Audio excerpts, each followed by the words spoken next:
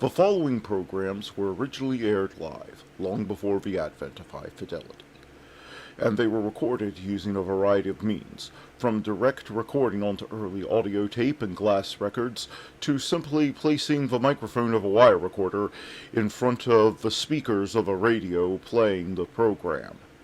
I hope, however, that any variance in audio quality will not take away from your pleasure in listening to these, some of the all-time favorite shows.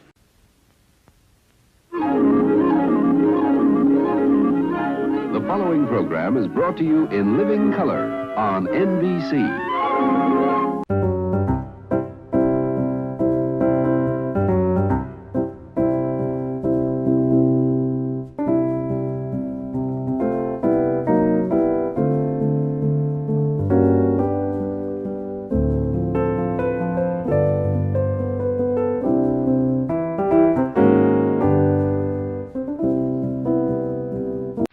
The Kraft Foods Company presents Willard Waterman as the Great Gildersleeve.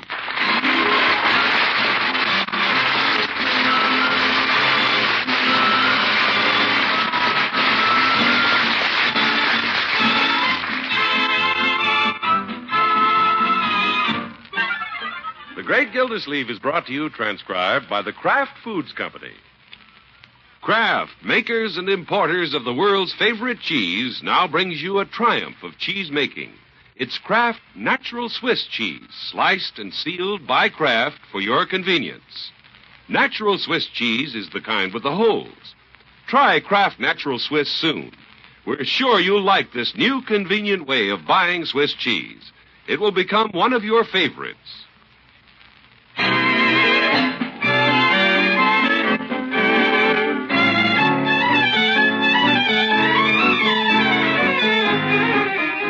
It's New Year's Eve here at Mr. Gildersleeve's house, and everything is in a hubbub. Bertie knows, because she's the hub of the bum. Mr. Gildersleeve's not one to spend New Year's Eve night clubbing with the girls. He prefers to stay home by the fire with one girl. And it's up to Bertie to fix a cozy little midnight supper for him. Now, don't go to any trouble, Bertie. Oh, no, sir. Just a little cold snack. Yes, sir. Some ham and potato salad and some of that turkey left over from Christmas. Mr. Gildersleeve, there ain't no turkey left. No? That gobbler's been gobbled. Well, we'll have the ham and the potato salad. And a cheese tray. And a shrimp cocktail will be nice to start on. Yes, sir. And some hot biscuits, since everything else will be cold. Yes, sir. And coffee, of course, since we'll be up late. Is that going to be too much for you, Bertie? Oh, no, sir. If you want me to, Bertie'll sing Old Lang Syne while serving a flaming dessert. Thank you, Bertie. I just want something simple. Yes, sir. What time's Miss Henshaw coming over? Well, I'm going for her as soon as I see Leroy off to his party. That Leroy sure is excited. He's walking on air tonight. Well, it's his first New Year's Eve at a party away from home. And taking a girl. Yeah. Leroy has good judgment when it comes to girls. In fact, I wouldn't let him go out tonight if he wasn't going with Babs. No, sir. I guess it's all right for him to ride to the party in Dinky's old car. Oh, I think it'll be all right if Dinky keeps kerosene in that lantern so he'll have a tail light. Yeah. Oh, parent has a lot to consider these days, Bertie. Oh, yes, sir. You have to avoid taking undue chances, avoid pitfalls, raise him to be a perfect gentleman, cultured, dig...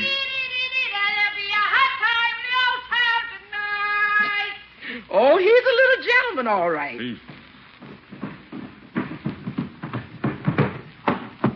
Oh, my goodness. How do I look, Unc? Fine, my boy, but I wouldn't jump like that. You'll knock the set out of your cufflinks. I'm not wearing cufflinks. You're not? Heck no, I got my sleeves rolled up. We're dancing the shag tonight, man. Leroy, put on your cufflinks. I'm not going to have a shaggy nephew. Just kidding, Unc. And you be careful out in that car tonight. Oh, sure. Gosh, I hope Dinky has the top down. No top on a cold night like this? I didn't know that car had a top. Yeah, it's an old beach umbrella. Well, I gotta go. Now, Leroy, be careful. And remember what I said about coming home right after midnight. Oh, sure. Brush me off, will you, Bertie? Okay. Right after the New Year rings in, I want you to be ringing the doorbell. All right, how's my tie, Bertie? Leroy, you aren't listening to what I'm saying. Yes, I am. No, you're not. Now, what did I say? You said be careful, come home early, and mind my manners. Yeah, I didn't say mind your manners, but do it. Okay. So long, Bertie. Bye, Leroy. See you next year, huh? Next year. Oh. That boy. Well, he better come home early next year.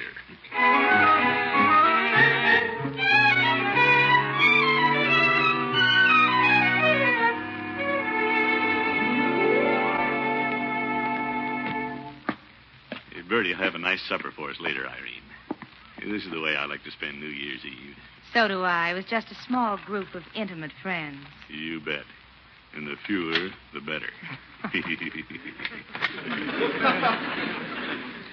Come in, Irene. Let me take your coat. Oh, thank you. Oh, your house looks so festive. Well, we like to keep the Christmas tree up through New Year's. We'll have our supper over here by the fire. Wonderful. You've thought of everything, Throckmorton, even paper hats. And 2 horns on the mantel. Yeah, his and hers. Yeah, let's sit here on the couch. Evening, Miss Henshaw. Hello, Bertie. Happy New Year to you both. Bertie, it isn't New Year yet. It is New York. I just heard it on the radio, and it's moving west. Well, we'll wait. Right here on the sofa. Yes, sir. Bertie will let you know the minute it hits Chicago. All right, Bertie. Bertie has a wonderful disposition, hasn't she? Yeah. Miss Gilsey's resident. Oh, hello, Miss Marjorie. It must be your niece. And a happy New Year to you. Marjorie never forgets her old uncle. Yes, ma'am. He's here. Miss Gilsey. Coming, Bertie. Excuse me, Irene. Say hello for me. Yes, indeed. Thank you, Bertie. Yes, sir. Hello, Marjorie, my dear. Unky, I thought I'd call and say Happy New Year before you left the house. Oh, I'm staying home this year. Alone? Well, not exactly alone.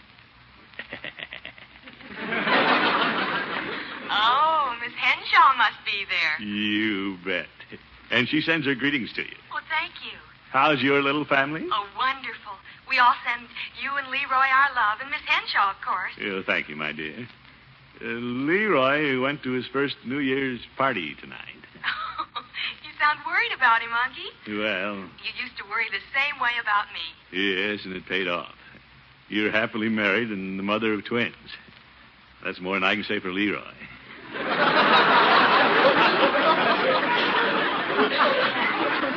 Well, I'll let you get back to your girl, and this is for you.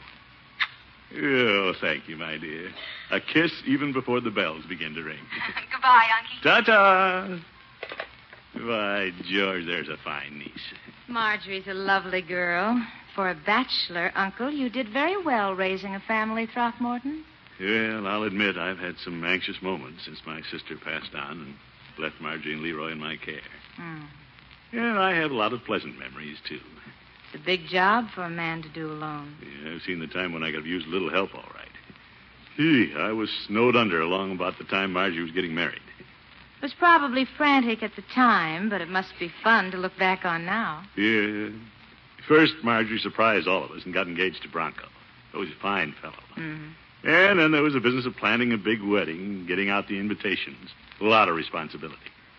Yeah, I'll never forget. I came home one evening, and good old Bertie met me at the door. Is that you home, Miss Gilsey? Yes, Bertie. The wedding invitations just came. Well, good. And here's the bill. Let's see. Zeke. They must be engraved in solid gold. Yes, sir. Well, let's open them. Hey, what did that guy bring, Unc? Marjorie's wedding invitations, Leroy. Yeah? Let me see them. How many are there? Well, we ordered 200. Yes, sir. Everybody in Summerfield wants to see Miss Marjorie married. 200? Gosh, they'll have to put bleachers in the church. Well, everyone we send invitations to isn't supposed to attend the wedding. They're just supposed to send presents. Mr. Gilsey's going to get his money back somehow. Bertie. What's going on, Unky? Oh, your wedding invitations just arrived, Marjorie. Oh, they did? Yeah. You're going to get married. I know, Leroy. Hey, why does the bride have to pay for everything?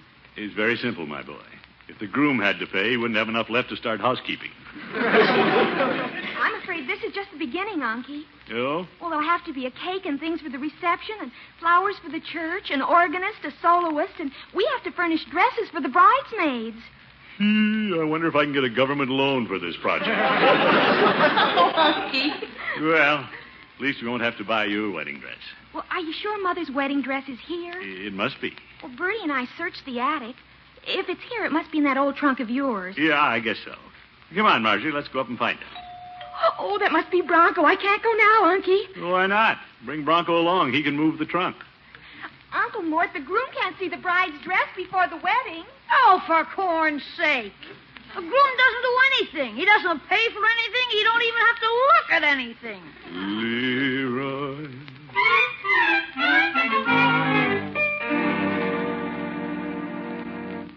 Unc, where's the key to the trunk? I have it.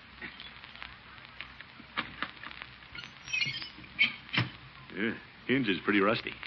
Hey, what's this tied with a blue ribbon? One of Marge's curls? No, it isn't quite the right color. I imagine it's yours. Mine? That's Sissy Curl. Of course, you were a very cute little boy, Leroy. Ah.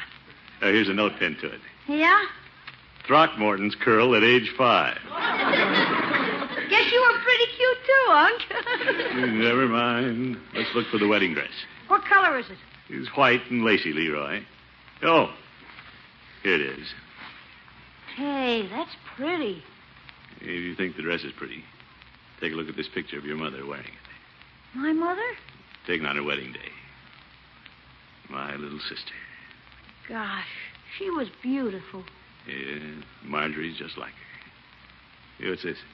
Oh, a letter she wrote when she sent me the picture. Look at that postmark. June 17th, 1929. 1929? I wasn't even born yet. Yeah, that's right.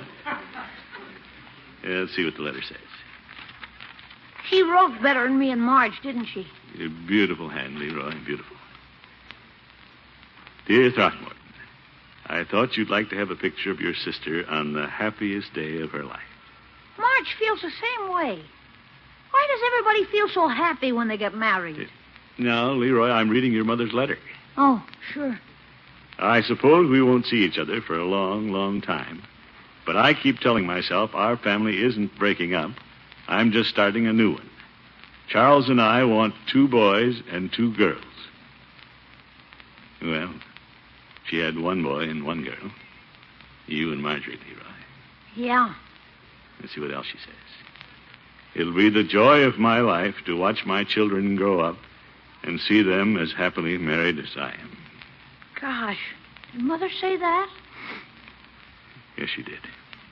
What's the matter, Unc? Nothing, my boy. Well, I guess we better close the trunk and get on down. Well, we took the wedding dress down to Marjorie. She was a beautiful bride in it, Irene. I'm sure she was. When do I get to see your curl tied in a blue ribbon? Hey, I hid that. But the dress is back in the trunk. I'm waiting for Leroy's bride to use it if she wants to wear it. Why, George, I wonder what Leroy's doing now. I wish I'd asked him to phone during the evening. I've never seen anyone so foolish about a boy. Well, I brought him along this far in life, and I don't want to make any mistakes now. Staying out after midnight is something new for Leroy. Well, I imagine he feels quite the little man tonight. Yeah. You know, one good thing about it.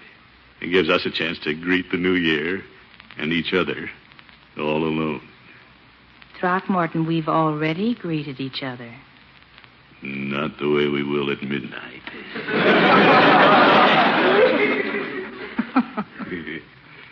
Irene, Yes? do I have to wait until the stroke of 12? You don't want to rush New Year's, do you? You bet.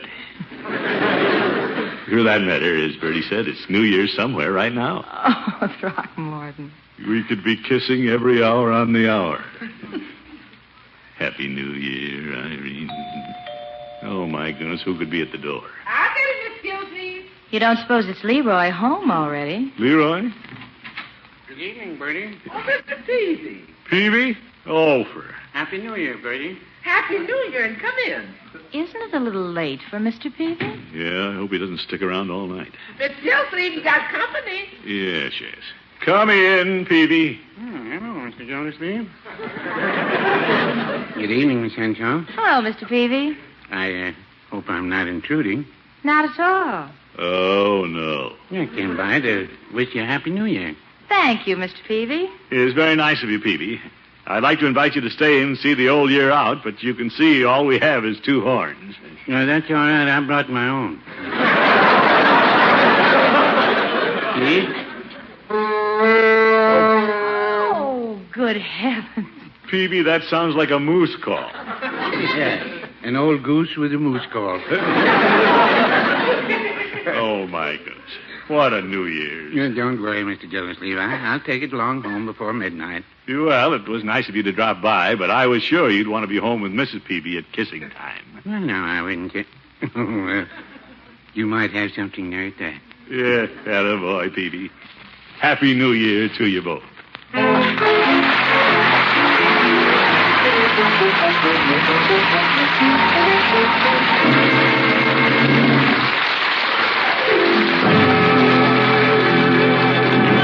The Great Gildersleeve will be back in just a minute. How long has it been since you've had some good, golden, natural Swiss cheese? Natural Swiss, that's the kind with the holes. Well, tomorrow, treat yourself to a package of Kraft Natural Swiss cheese. Natural Swiss that's sliced and sealed by Kraft in convenient packages. This is very special Swiss cheese with heart-of-the-cheese goodness all through it. In wheels of Natural Swiss, there's a difference between the cheese at the center or heart of the wheel and the cheese at the outside edges. The cheese at the center of the wheel has finer flavor and more tender texture. But Kraft Natural Swiss is special. Every bit of it has that wonderful heart-of-the-cheese goodness. Every bit of this Natural Swiss has perfect nut-sweet flavor and fine texture. Kraft Natural Swiss. Kraft slices this cheese and seals it for you in airtight packages. A half-pound of this good cheese with the holes to the package. Get a package of Kraft Natural Swiss tomorrow. Make some Natural Swiss and rye bread sandwiches. Or have this cheese with crackers and your favorite cold drink. Enjoy it with fruit for dessert. Whichever way you serve it, you'll be delighted with this fine Natural Swiss with heart-of-the-cheese goodness all through. Kraft Natural Swiss cheese.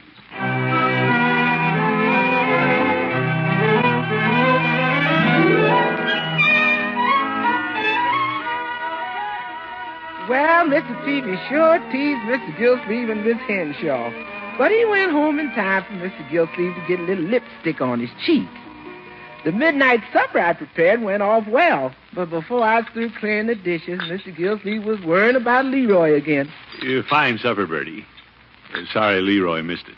Thank you, sir. Certainly was a good supper. I love your potato salad, Bertie, and that cheese tray. Thank you, Miss Henshaw. You better put a plate in the refrigerator for Leroy, Bertie. He may not have had enough to eat at the party. Well, if I know Leroy, he started the new year right if there was any food around. Well... That boy won't pay any attention to girls if there's any food to make eyes at. Well, he isn't exactly at ease around girls, like his uncle. Yeah, he's practically a Don Juan compared to what he was a couple of years ago. It's a wonder Babs will still go out with him. Oh? Yeah, she invited him to his first dance. Getting Leroy to go was like pulling a burro out of a clover patch. When she came over to ask him, I had to do the accepting. Leroy stood around kissing his... Good evening, Mr. Gildersleeve. Well, hello, Babs. Come in. Thank you. Hello, Leroy. Hi. Leroy, don't you know how to answer a lady when she speaks to you? I said hi. Well, it's nice to see you, Babs. Yes, indeed. Thank you, Mr. Gildersleeve. What's on your mind? Oop. Leroy, you don't ask a lady what's on her mind? I didn't expect an answer. I was just being sociable. I came over to ask you something, Leroy. Yeah? What? Leroy, you don't say yeah. What? Why don't you talk to her? I was only reminding you of your manners, my boy. Babs is a lady, and you're a gentleman. Okay. I was wondering, would you like to take me to the cotillion tomorrow night, Leroy? To the what? A dance, my boy. You've heard of the cotillion? It's at Mrs. Murphy's seminary. It'll be awfully nice. I'd like to have you take me, Leroy, if you're not busy. He'd love to go, Babs. I would. What time? What time, Babs? Be at my house at 7 o'clock. Uncle Rumson will drive us over. Yeah, but... That's fine, and thank you very much for asking him, Babs. Leroy will be there at 7 o'clock. See you tomorrow, then. Good night, Leroy. Good night. Good night, Mr. Gildersleeve. Good night, Babs. Oh, what did you want to get me into that for? For corn's sake. Well, Leroy, this is a very important affair. And you like Babs.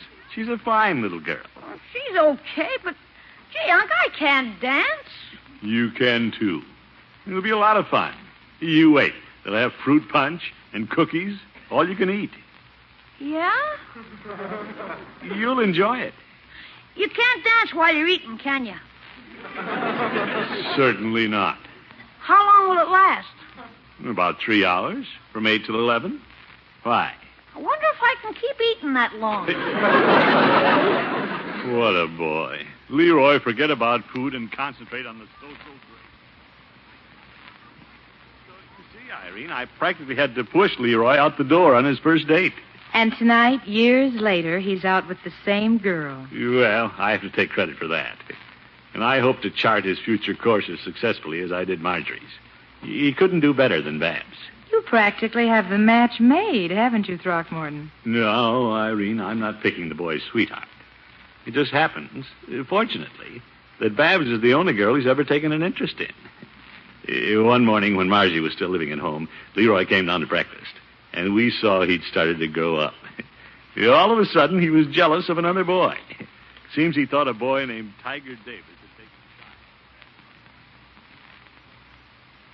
Can we hurry up breakfast? Hi, everybody. Good morning, Leroy. Leroy, you're wearing your good suit. Well, sure. What's wrong with that? Do I smell shaving lotion on you, my boy? Well, I borrowed a little of yours. To get my face used to it. I may be shaving before very long. Well, you look very nice. But do you think you should be wearing your good suit to school? You have clean blue jeans, Leroy. Well, jeans are okay, but I might as well get some use out of this suit. I'll be growing out of it soon. Yes, you will. Leroy, why do you keep watching the window? I don't want to miss Babs when she starts for school. What's this?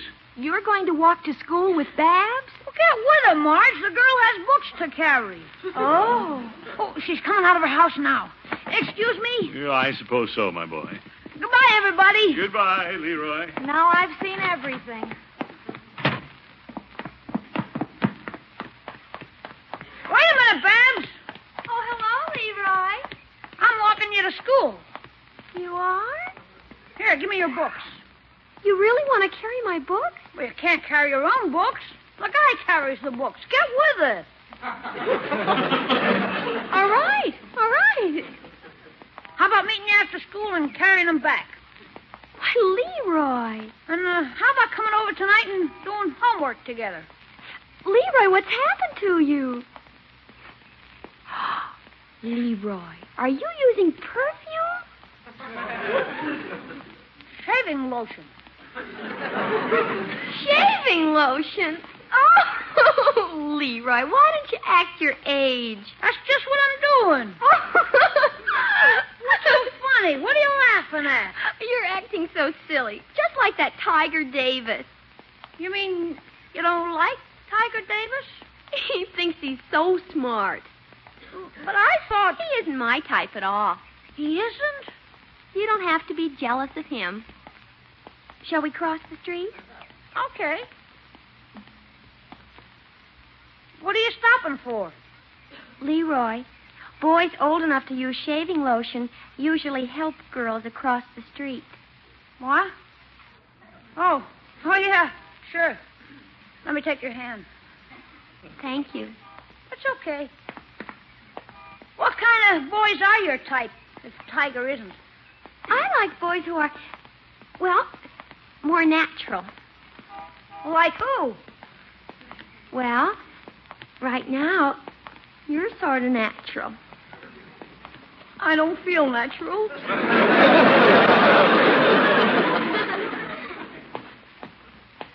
Leroy, Yeah, Babs? we're across the street and you're still holding my hand. I know. Those children over there are giggling at us. I'll let them giggle. They'll grow up someday. Come on, Babs. Don't pay any attention to those juvenile adolescents. Quite a milestone in the boy's life, Irene. Wouldn't it be strange if their friendship someday blossomed into real romance? It could be. You know what they say about childhood sweethearts. Throckmorton, you're the only Cupid I know who smokes cigars. Well, I know Cupid. But someday it may take a well-directed arrow to get Leroy off the dime. Few more New Year's Eves and he'll be phoning you like Marjorie, sending greetings from his family. Yeah. Happy New Year from Leroy and Babs. And baby makes 3. I see you have it all planned. Well, I'd like to see Leroy as happily married as Marjorie is. That boy should be getting home. You're getting sleepy. I'm afraid sitting up for New Year's is too much for you. Oh, no. It's been a fine evening. Excuse me. I better go to the kitchen and see if Bertie has some more coffee. Yeah, I guess we could use a cup while we're waiting for Leroy. Well, like Irene says, a few more years and Leroy just might be married. My work with the boy won't be done until that's accomplished. I wish his ears didn't stick out so much. Yet they say love is blind.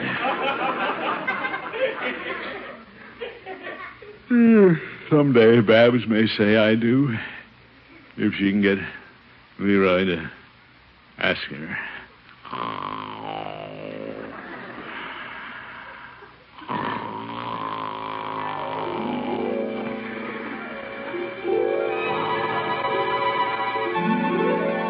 Mr. Gildersleeve. Yes, Babs?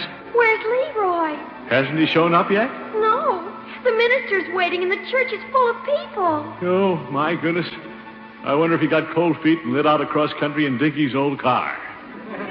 What'll we do, Mr. Gildersleeve? What'll we do? Yeah, Babs, don't get nervous. Stop pulling the pedals off your corsage. Oh, wait till I get that boy home. You won't get him home, Mr. Gildersleeve. I'm taking him home with me. I hope so. Now, here comes Peavey. He has the ring. He might know where Leroy is. Peavey! Hello, Mr. Gildersleeve. Babs? Peavey, where's Leroy? You're the best man. No, Leroy's the best man. He's getting the girl. Mr. Peavey, he can't leave me waiting at the church. Leroy's a little nervous. He tied his tie and drove down here and then discovered he forgot to put on a shirt. Oh. Along! You, Wake up! Wake up! Wake up! Here I am! Oh, Leroy. Young man, you're late for your wedding. What wedding? I just got back from the party. Happy New Year! Party? New Year? Oh, yes. What's this about a wedding? Yes, never mind, my boy. I thought I had him married. Now I have to go through all that again.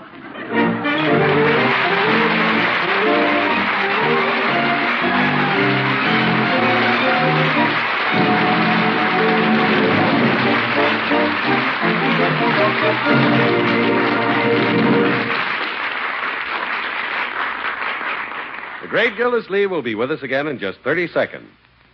Take rye bread and natural Swiss cheese for sandwiches, add your favorite cold drink, and there's a snack. An old favorite snack with special goodness when you use Kraft Natural Swiss cheese. This good golden cheese with the holes has heart of the cheese goodness in every bite. Kraft slices it and seals it airtight in half-pound packages. Get a package tomorrow. Enjoy this wonderful cheese with the special goodness, Kraft Natural Swiss cheese.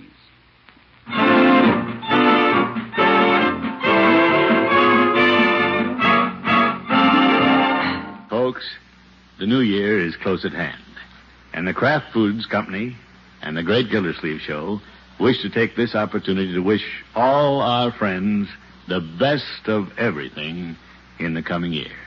Until next week, good night.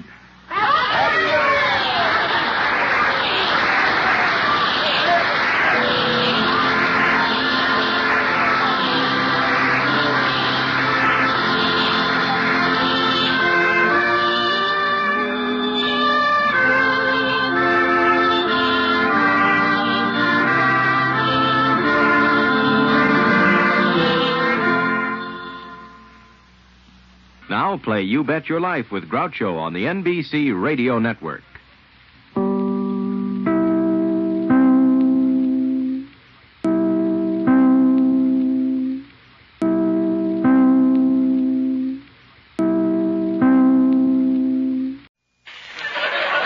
The Johnson Wax Program with Fibber McGee and Molly.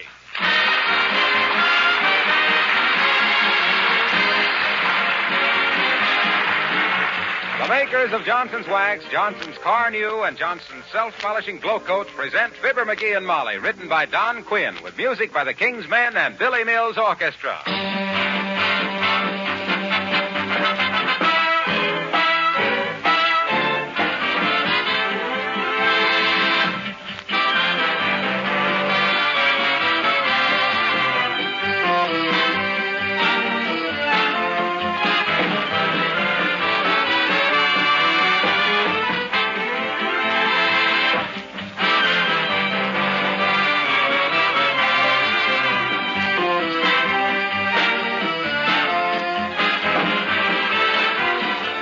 In this week before Christmas, there's probably more friendliness in the air than at any other time of the year. As we grow older, it's not the gifts of Christmas that we feel, but the friendly spirit back of them, the good smile, the warm hand clasp of neighbors and friends. When these friends and relatives gather with your own family in your own home, you realize what it means to have a home in a free country. In anticipation of these friendly gatherings, many of you will be adding the finishing touches of house cleaning this week. Among other things, going over waxed floors, furniture, and woodwork to make them gleam with beauty. The makers of Johnson's Wax are proud that their humble products find a useful place in your preparations for a warm-hearted Christmas season.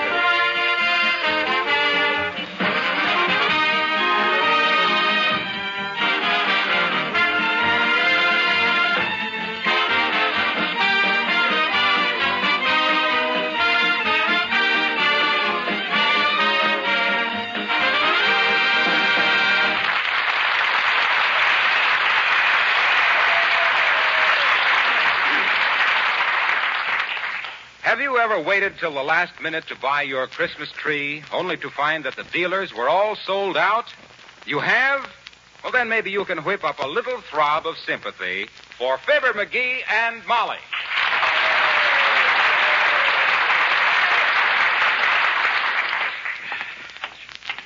Well, I'm afraid it's no use, McGee. We've been to 7 different lots and we haven't seen a loose spruce. Don't worry.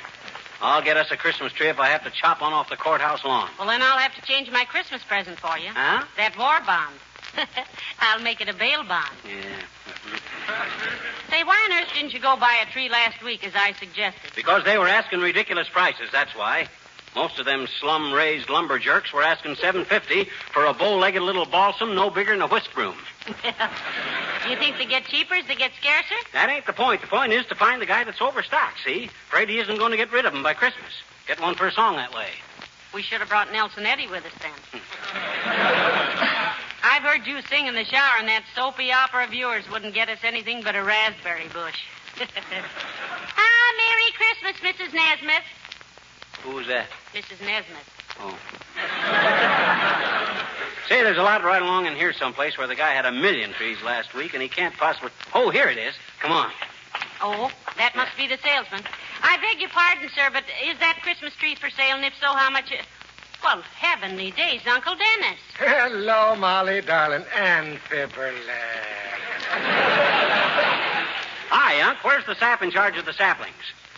We want to negotiate for a live log. Well, now, I'm sorry, lad. I am indeed. The gentleman in charge of this Christmas tree lot, a fine lad by the name of Monahan, may his pretzels never grow soggy, as he is one of the grandest guys that ever tripped a fruit peddler to take his hungry mother a big juicy apple, has closed up and gone home. Yeah, but we wanted to buy this Christmas tree, Uncle Dennis. Yeah, not that it's much of a tree. I've seen better fur on a mouse. Well, now, isn't it a shameful thing that you should be too late and all like that? It was only 10 minutes ago, lad, by your very own wristwatch, which I happened to be wearing as it was lying about loose in your top dresser drawer, and I don't happen to have one myself, it was sold. Oh, dear, but there's no sales tag on the tree, Uncle Dennis. And who, may I ask, was stupid enough to dish out good dough for that beetle-bitten hunk of tumbleweed? 'Twas myself. You? You? You bought the last Christmas tree in this lot, knowing that we didn't have one? Now. And how was I to know that a smart gossoon like yourself would be getting caught without a tree? It was a bargain given to me by my good friend Monahan, who is quite a man at singing the camalias, which are a regular feature of Grogan's beefsteak dinners. May they soon be resumed when Hitler, the dirty little house painter, gets his comeuppance and Hirohito finds our heroes turning on the heat hole. Say, why do you want a Christmas tree, Uncle Dennis? You live with us. Come on, Unc, sell it to us, will you? What do you say? Whatever you paid for it, I'll toss an extra 2 bits on the drum. 2 bits? That I could not do, lad. Huh? 'Twas buying this tree for a dear friend I was. And there ain't enough money in the world to make Dennis Driscoll betray a trust. And the very idea is enough to make my old father, may the little people keep his pipe lit for him, look down and say, would you think of making it $2 extra now? No, I wouldn't. That's ridiculous. Very well, you can't blame a man for trying to pick up a couple of bucks. A very Merry Christmas to you. Ah, tread on the tail because...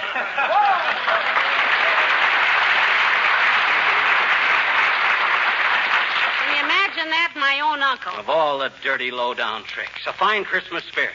Chipping his own family out of the last Christmas tree in town. You think it really is, dearie? Well, it might be. Come on, let's look some more. Goodwill toward men.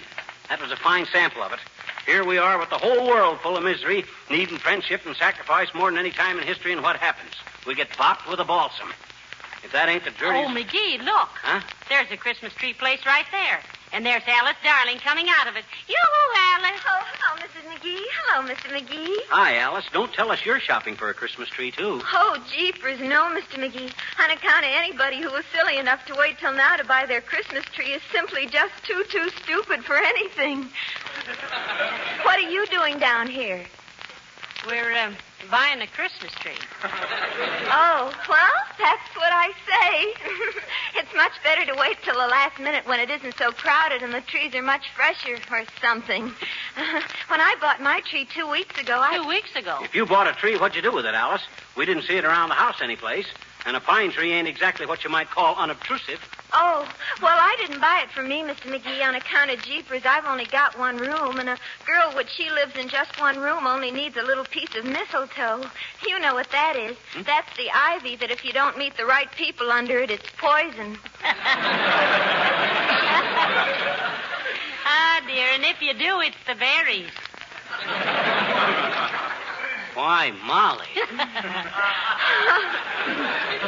Oh, I just love Christmas time because that's when you can dash up to people and kiss them like it was a sudden impulse.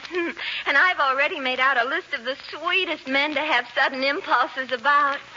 Oh, that's one nice thing about being a girl. You can be girlish and people don't think anything about it. Now I know what I forgot to get Alice for Christmas, dearie. Lipstick.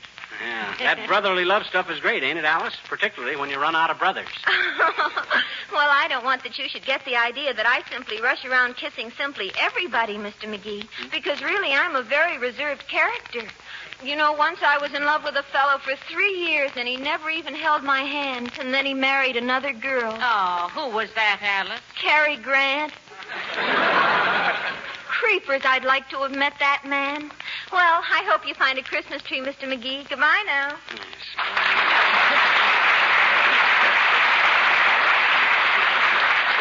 Well, shall we give it up, McGee? No, sir. I started out to get a Christmas tree, and by the curly cotton cover crop of a corner Kris Kringle, I'm going to get a Christmas tree. Well, you might fly up to Canada and get one, but it would be a lonesome trip. What you mean? The other geese won't be flying back for a couple of months yet. Okay. Scoff if you want to. Deride. But I'm telling you, if Merry Christmas, Miss Curry. Who was that? Miss Curry. I'm telling you, Molly, when I set out to get a Christmas tree, by George, Hey, here's a place on the corner here. Oh, yeah. Come on. Say, Alice Darling might have told us she was getting one. She could have got us one at the same time. Well, what do you expect of people? Consideration?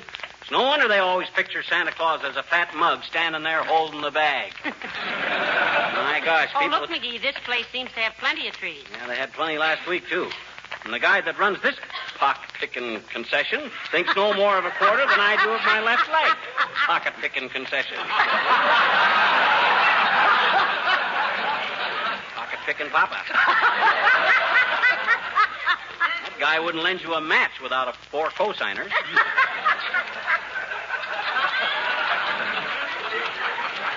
Hi, bud.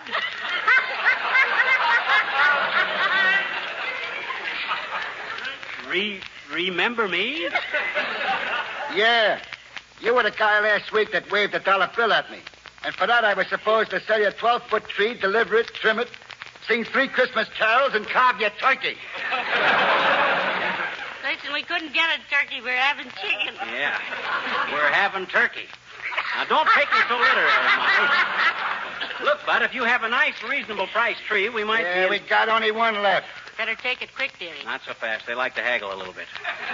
Now, which tree is it, Bud? If it's the right size... You're leaning on it.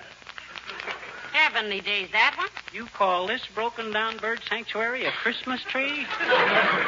Well, I've seen better trees than that in an old pair of tennis shoes. That moth-eaten bramble looks like it was raised in a cold hothouse. How much is it, sir? Much too much, lady. The price is way out of line. If I was you, I'd skip it. Don't tell me how much I can pay for a tree, Bud. I'm not as poor as I may look. I hope not, friend. You look like a holdout from a handout. Well, how much? $12. $12? $12 for that sad-looking cedar? Why, that cone carrier's got more broken branches than the Berlin Public Library. And look at those bare limbs. You could sure find a haystack in those needles. And besides, last week you only wanted $9 for the same tree. Well, last week the town was full of Christmas trees. And furthermore, Oh, hiya, Mr. Wilcox. Hello there, Louie. How are you, Molly? Hiya, Fibber. Hello, Mr. Wilcox. Hi, Junior. What you looking so happy about? Who, me? Oh, I don't know. Just the old Christmas feeling, I guess. I love this time of year, don't you? No, I guess everybody does, Mr. Wilcox. Got your Christmas window shopping all done? Just about.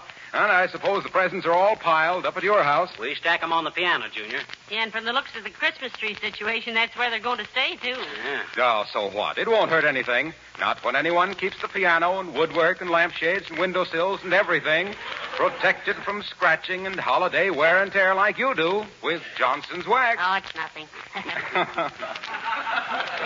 You think it's nice, Junior? You think it's nice to be so commercial about Johnson's wax on a holiday like Christmas? You think that's very couth? This, pal, is Tuesday. Christmas is Saturday. And on Saturday, I say nothing about Johnson's wax. I merely say things like, thank you. And, gee, that's wonderful, but you shouldn't have done it. And, very little ice in mine. And stuff like that. Well, personally, we've been so upset trying to get a Christmas tree, Mr. Wilcox, that we haven't... Excuse me, Molly. Hey, Louie, how much is this tree here? $12, Mr. Wilcox. It ain't worth it, frankly, but it's the last one I got. I'll take it. Here's 15, and wish yourself a Merry Christmas with the rest of it. For $3, I can wish myself 6 Merry Christmases. Thanks, Mr. Wilcox. Hey, wait a minute. I was dickering for that tree myself, Wilcox. Now, looky here, Louie. To you, friend, the name is Mr. Zambowski. And we can't do no business. The tree is sold. You see, Mr. Wilcox, we were... Gee, I wouldn't have had this happen for anything in the world, folks, if I'd only known you wanted it. I thought you were merely friends of Louie here. He should live so long. They say a man can't have too many friends, but in your case, Bud, it would be too many. Now, look, Wilcox, we haven't got a Christmas tree, and we were merely trying to decide about this. Believe me, pal, believe me, I'm terribly sorry. To think that I should walk in and grab it right out from under your nose. Oh, gee whiz. I ought to be ashamed of myself. I'll take it with me, Louie. Well, I'll see you later, kids. To think that I should pull a shabby trick like that on my best friend. Well,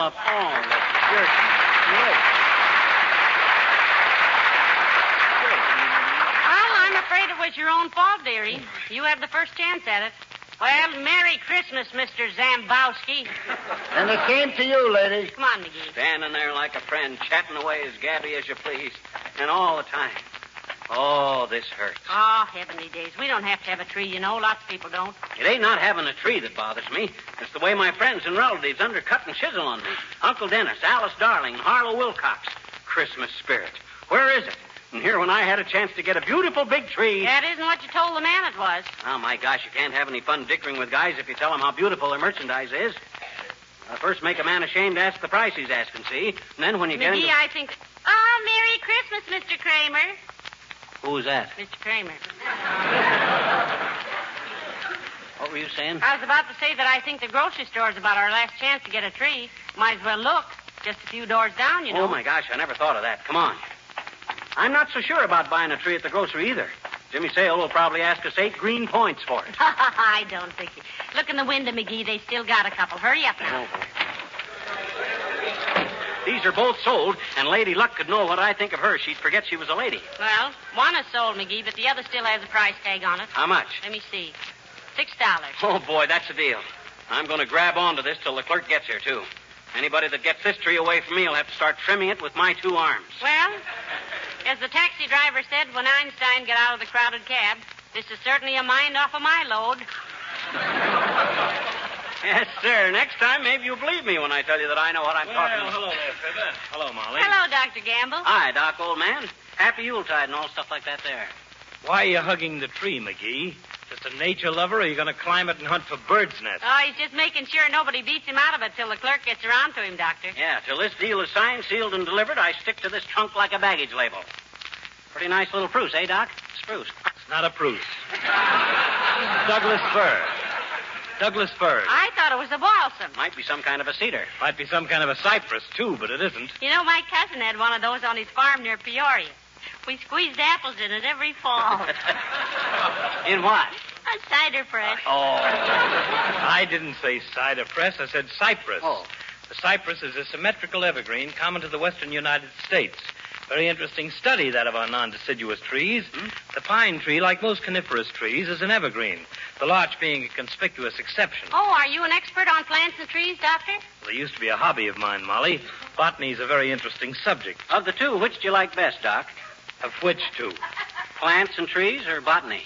Why, they're the same thing, dearie. I had it in high school. In fact, I was the pistol-packing mama of the lily collectors. I thought maybe Doc knew so much about him because he was a tree surgeon at heart. No, but if I ever hear of a sap needing a transfusion, I'll know where to come. Oh, yeah? I'd show you who was a sap if I dared let loose of this tree for a minute. Oh, now, boy. One excuse is as good as any, McGee. Yeah. By embracing that tree, you're probably saving yourself a few very spectacular contusions. Is that so? Yes. Why, you unreasonable facsimile of a male brother. For 2 aspirin tablets... Now, McGee, is that any way to talk while hugging a Christmas tree? No, it isn't, Molly. And it was my fault.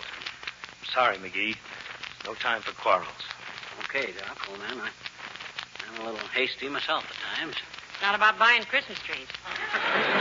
Well, real friends are too scarce to fight with them. In fact, McGee, I retract all the unpleasant things I ever said about you in the past. Oh, I do too, Doc. I even take back the stuff I thought about you. That's even dirtier than what I said. Well, now, this is better. You know, Christmas is a time when we should all be friends. I think so, too. Let bygones be bygones, McGee. Be a pal. Well, that goes for me, too, Doc. Here, I'd like to shake your hand. Good. So would I. Isn't that nice?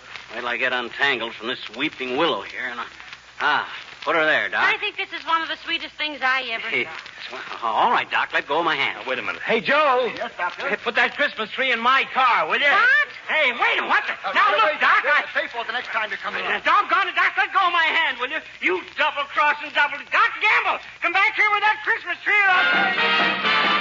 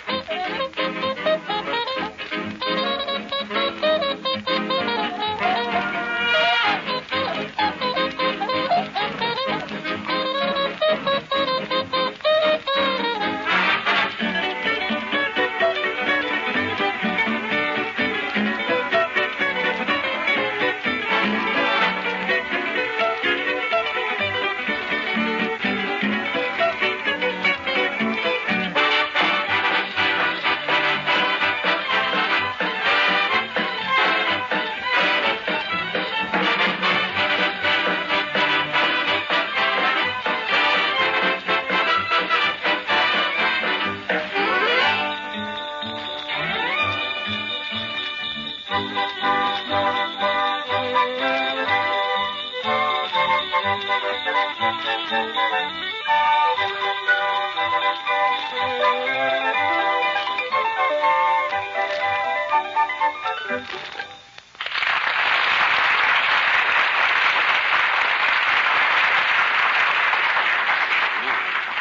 cheer up, McGee. Heavenly Days, it isn't the Christmas tree that makes Christmas, you know. Yeah, I know. It's the Christmas spirit. Christmas spirit, blah. All I've seen of it today... Merry Christmas, Mr. Crockett. Who was that? John Crockett from Washington. Oh, what was I saying? Oh, yeah. Here it is, the season where everybody is supposed to love everybody, so what do? They go around grabbing Christmas trees out of people's hands. The timber thieves. The first guy that says Merry Christmas to me, I'm going to hang up my sock right on his chin. Merry Christmas, Bud. Same to you. Thanks. Who was that? Search me, but I got as much right to holler at people on the street as you have.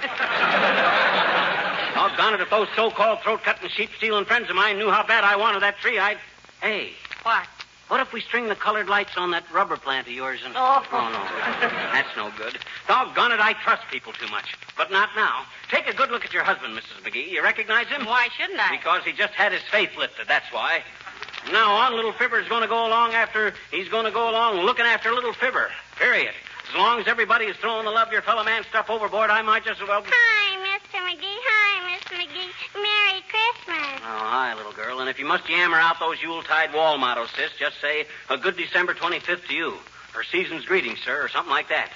Skip the Merry Christmases as far as I'm concerned. Yes, he's a little disappointed. He'll get over it, though. Yeah, I'll get over this like Dan McGrew got over his lead poisoning. Sis, I'm glad I saw you while you were still young. If you still believe in this... Hey, mister. Huh? Look up on your front porch. What do you mean, look up on our front porch? Why, McGee, look, the porch is full of Christmas trees. Why, what in the... I've just been reading the tags on them, mister. Huh? There's one from Dr. Gamble and one from Mr. Wilcox and Alice Starling and one from Billy Mills, I betcha, and one from Uncle Dennis and one... Oh, my gosh, you mean they were all buying them trees for us? Well, I never thought...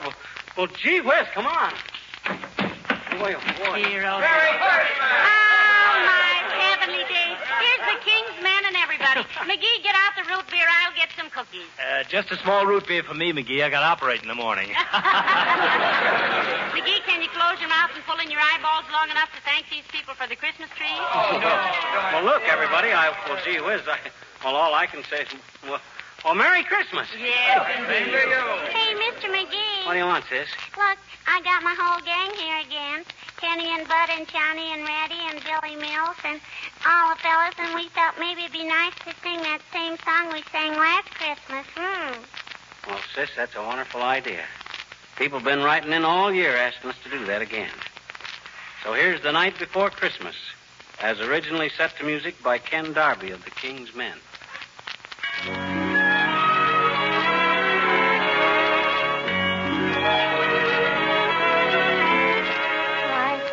Before Christmas and all through the house, not a creature was stirring, not even a mouse.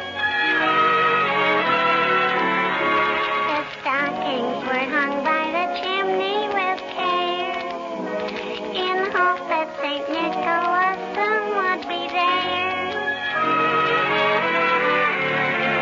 The children were nestled all warm in their wee little beds, while visions of sugar plums danced in their wee little heads.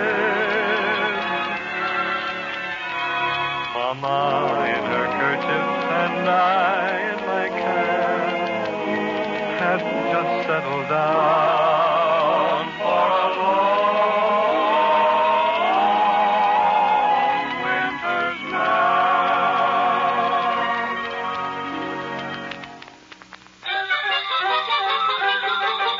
When out on the lawn there arose such a clatter, I sprang from my bed to see what was the matter. Away to the window I flew like a flash, tore open the shutters, threw open the sash. Then, what to my wondering I should appear but a miniature sleigh and a tiny reindeer. With a little old driver so lively and quick that I knew right away that it must be St. Nick.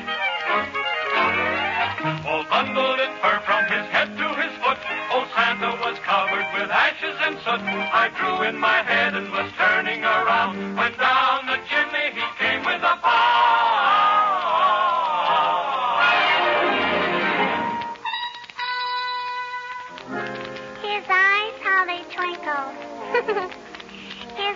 rolls, how merry. His cheeks were like roses, his nose like a cherry. His droll little mouth was drawn up like a bow. and the beard on his chin was as white as the snow. The stump of a little old pipe he held tight in his teeth, and the smoke went around and around and around his head like a wreath. He was so chubby and plump, a right jolly old elf. Then I laughed and I laughed and I laughed when I saw him in spite of myself.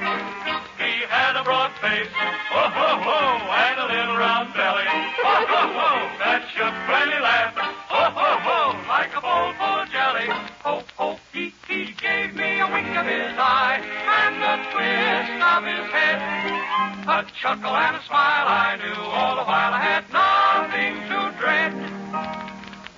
He spoke not a word, but went straight to his work and filled all the stockings. Oh, boy. Then turned with a jerk, then laying a finger aside of his nose and giving a nod up the chimney he rolled.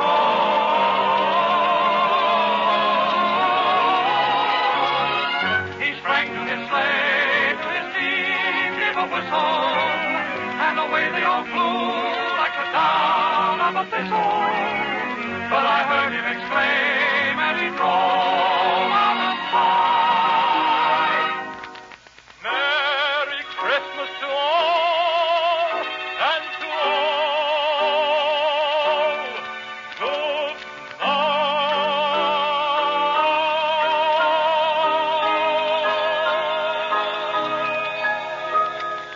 Oh, is he gone? Is the night after Christmas, and all through the house not a creature is stirring, not even a mouse. The presents are scattered and broken, I fear, and St. Nicholas won't come again for a year. The children are nestled all warm in their wee little beds, while memories of sugar plums dance in their wee little heads. Mama in her kerchief and I in my cap are settled at last for a long winter's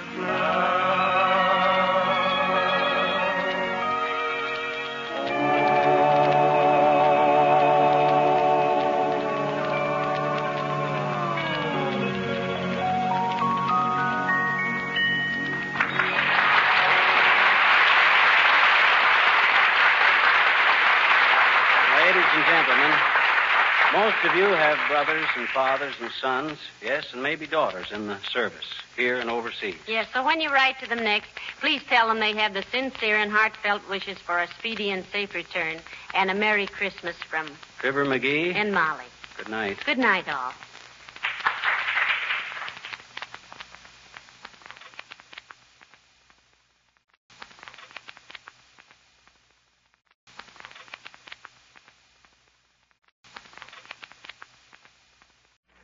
The Johnson Wax Program with Fibber McGee and Molly.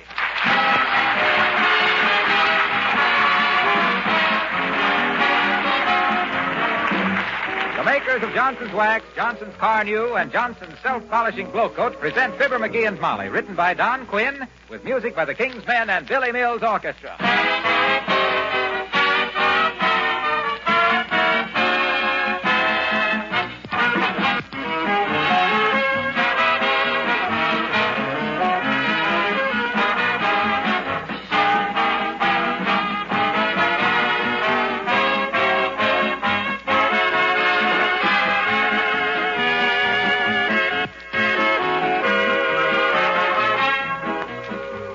In 3 days, your opportunity for making good resolutions will be here again.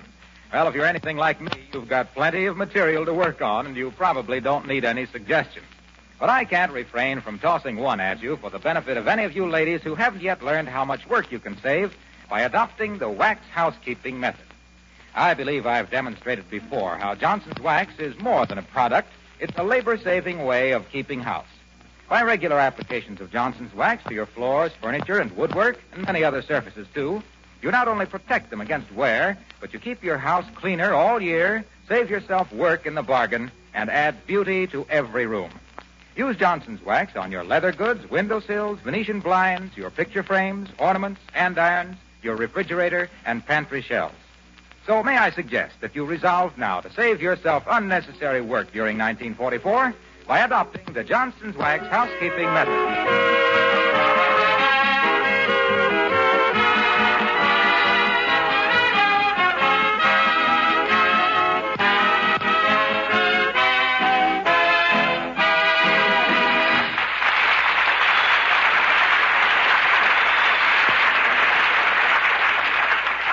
The Chinese, an admirable people, celebrate the advent of the new year by paying up old bills and settling various obligations.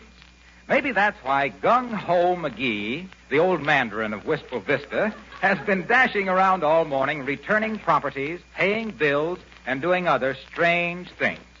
Possibly his odd activities will be explained as we meet Fibber McGee and Molly.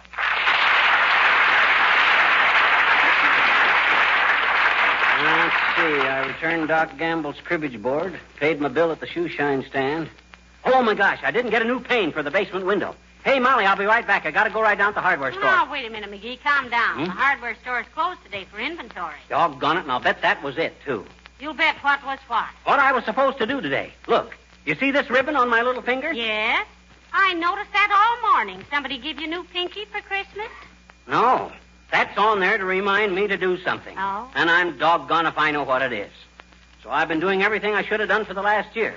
I fixed your vacuum cleaner. Oh, good for you. That's wonderful. It's right here. Try it. Here, I'll switch it on.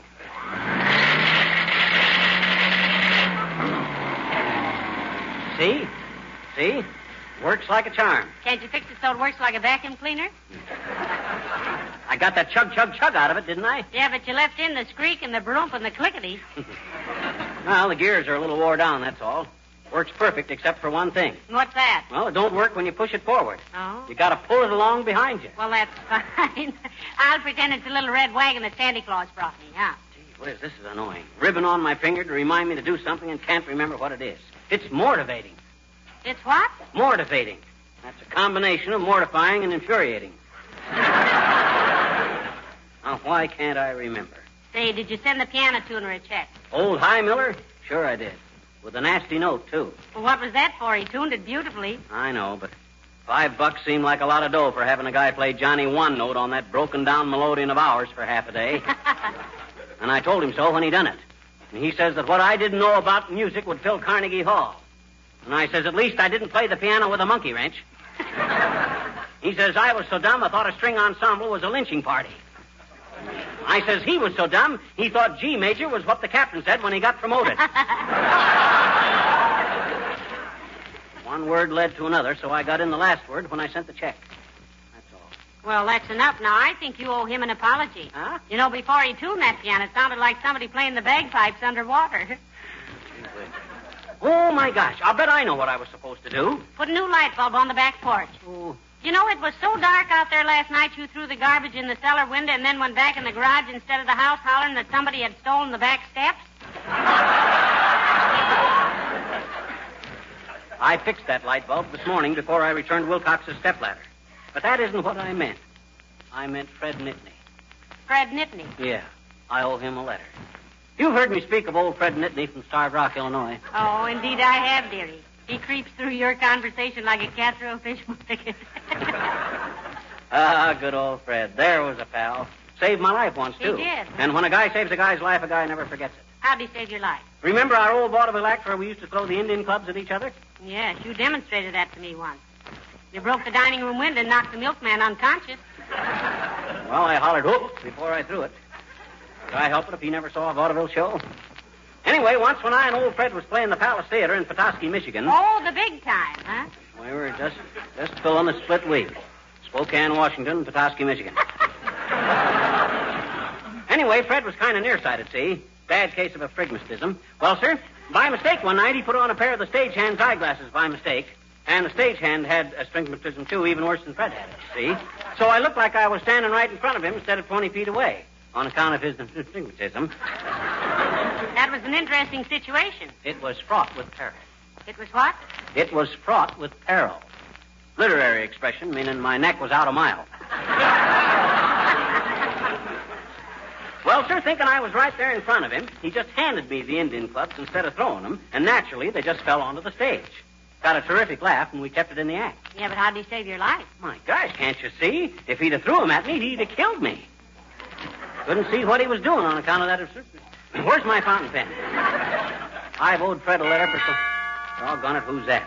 I don't want to be interrupted when I got so much to do, even if I can't even remember what it was I was supposed Well, to do. let me see. Oh, it's Mr. Wellington from the Bijou Theater. Oh, that guy. The poor man, Sam Goldwyn. He gives me a spasm in the clavicle. Now, listen. He's a nice, educated man, Mr. Wellington is. He's so darn refined you could sprinkle him on your oatmeal. Only I wouldn't care for Well, some. my goodness, McGee, he never... Come in. Oh, hello, Mr. Wellington. Good day, Mrs. McGee. You're looking very charming today. Hello, McGee. You're looking. Hi, Sig. What urgent business has dragged you out of that black hole of Calcutta you call a movie theater? My friend, in the first place, if you have ever perused my advertising in the evening papers, you will, perchance, have noticed that the Bijou is always called, and I quote, Wistful Vista's own Taj Mahal of superior cinematic offerings, a veritable enchanted palace of modern screen drama. And I Quote? Thank you, and here's my hat, too. Well, if you've taken care of the first place, now what was it you wanted in the second place? I wished to inquire if by any chance when you attended my theater last night, the night before last it was, you lost an overshoe. It might roughly be described as black, size 10.5, worn at the ankle, scuffed at toe and heel, with your name plainly inscribed in indelible ink on the inside in what I would consider a noteworthy case of false pride. You did, McGee, you did. You wondered where you lost that overshoe. My gosh, I did at that. I'll bet that's what this ribbon was on my finger for. To remind me to look for that overshoe. Oh, gee, thanks, Sig, old man. You bring it with you? Frankly, no. You may reclaim the missing doghouse, if you will pardon the vernacular, by calling Miss Hortense Birdbody at 345 West 14th Street. Well, how on earth did she get it, Mr. Wellington? Is she one of your ushers? Miss Birdbody, on the contrary, is one of my valued patrons, Mrs. McGee. She is in possession of the article by virtue of the fact that she was hit solidly on the noggin by same. You see, your husband has a deplorable habit of hanging his feet over the balcony rail. My gosh. Was she hurt, Sig? She was knocked, I must report, colder than an iceman's tongs. I would therefore suggest, my friend, that in case you intend to retrieve the footwear, you first pave the way by a note of apology, an order of cut flowers, and a few telephone calls, thus avoiding the legal action, which I am sure she is prepared to instigate. Gate? Thank you, no, I'll close the door myself. Thank you, goodbye.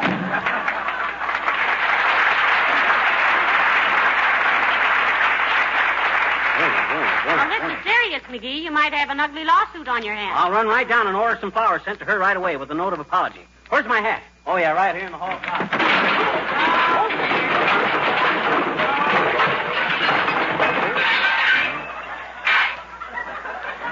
Oh.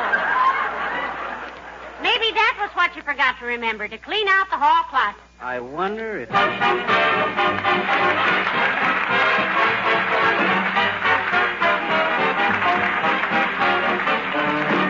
Billy Mills and the orchestra and Blue Skies.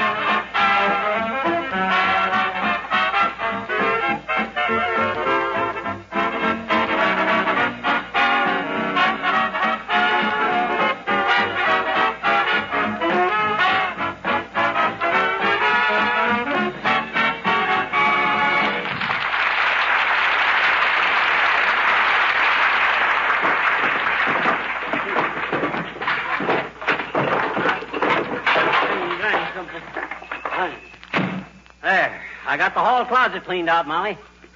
That was what I got that ribbon on my finger to remind me of. I've done it. Only I don't think it was that. Well, how about seeing Miss Hortense Birdbody about your overshoe? I've decided to let her keep it for the scrap drive. There was 5 pounds of rubber in that thing.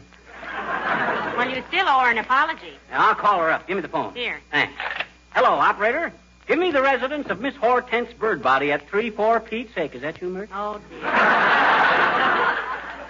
How's every little thing, Mert? It is, eh? What's that, Mert? Your aunt. Lost a beautiful big Afghan. Huh? Oh, how terrible. Did she knit it herself? No, she was engaged to him, and he went back to Afghanistan. What's that, Mert? Okay, thanks anyway. She says there's no number listed for a Hortense Birdbody. Well, that lets me out. Not necessarily. She can still sue you. I'll take a chance. Let him sue me. I'll plead nux prosi ad fortem. What does that mean? I don't know. But they won't either, and I'll gain 3 weeks till they try to look it up. Darn it, I wish I could remember what I'd have done. Was I supposed to do if I had this string on my finger? Well, now... Let me think a minute Yeah, now. me too. Did you take those rental books back to Kramer's drugstore? Yes, sir, I did. On the way back from returning Wilcox's stepladder. I told Kramer they were 2 of the worst mystery stories I ever read. Oh, I don't know. The body and the bass drum was very entertaining, I thought. Bah. I knew who did it after I read 3 pages. From which end? What do you mean, from which end? You think I peek in the back of the book to see who done it? Yes. Well, don't you? Yes. Well, then, gee whiz, don't criticize me. I never did it till first I... Hello, folks. Am I intruding? Not at all, Mr. Wilcox. Come right in. Hi, Junior. That a new Christmas necktie you're wearing? You can't even see my necktie. I've got my muffler over it. That's why I thought it must be a Christmas tie. Well, what's on your mind? Tall, dark, and commercial? Well, I just wanted to thank you for bringing my stepladder back, pal. Oh, he's been returning borrowed articles all day, Mr. Wilcox. Incidentally, Junior, you got gypped on that stepladder, you know that? I no sooner stepped on it than 3 rungs busted, and it spraddled out like a hurdle jumper. It was all right when I bought it, chum. You've had it so long, it's rotted away. Say, when did you borrow that ladder, McGee? Why, last summer, I think. Or was it last spring? It was neither one. Oh. I loaned it to you originally so you could patch the top of your car because you were driving to the World's Fair in Chicago. Which one, Mr. Wilcox? What do you mean, which one? Why, that was only in 1930 or something. Sure. Only 10 years ago. Oh. That was about the time I first met you folks, remember? Ah, yes. And started telling people about Johnson's self-polishing glow coat. Ah, yes. The wonderful finish for linoleum that shines as it dries. Heavenly days. It is almost 10 years, isn't it? And you haven't changed hardly at all a bit, Junior. Nope. And neither has glow coat. Still the finest protection money can buy to keep your linoleum floor coverings protected against dust and dampness and to restore the real beauty of the color and pattern. Ah, yes. It's been a great association, kids, a great association. Yes, we think so, too, Mr. Wilcox. And it sure has, Junior. You got a little less pepper in your personality, a little more salt in your hair, but you're still the same old Racine shifter. Well, I'll tell you. You'll never know how much how much this thing has meant to me. I want you to know that... Let me take that handkerchief, will you, pal? Thanks. Are you that sentimental about it, Mr. Wilcox? About this handkerchief? Yes. It's one my sister embroidered, and this magpie you married borrowed it from me 2 years ago. See you later, folks.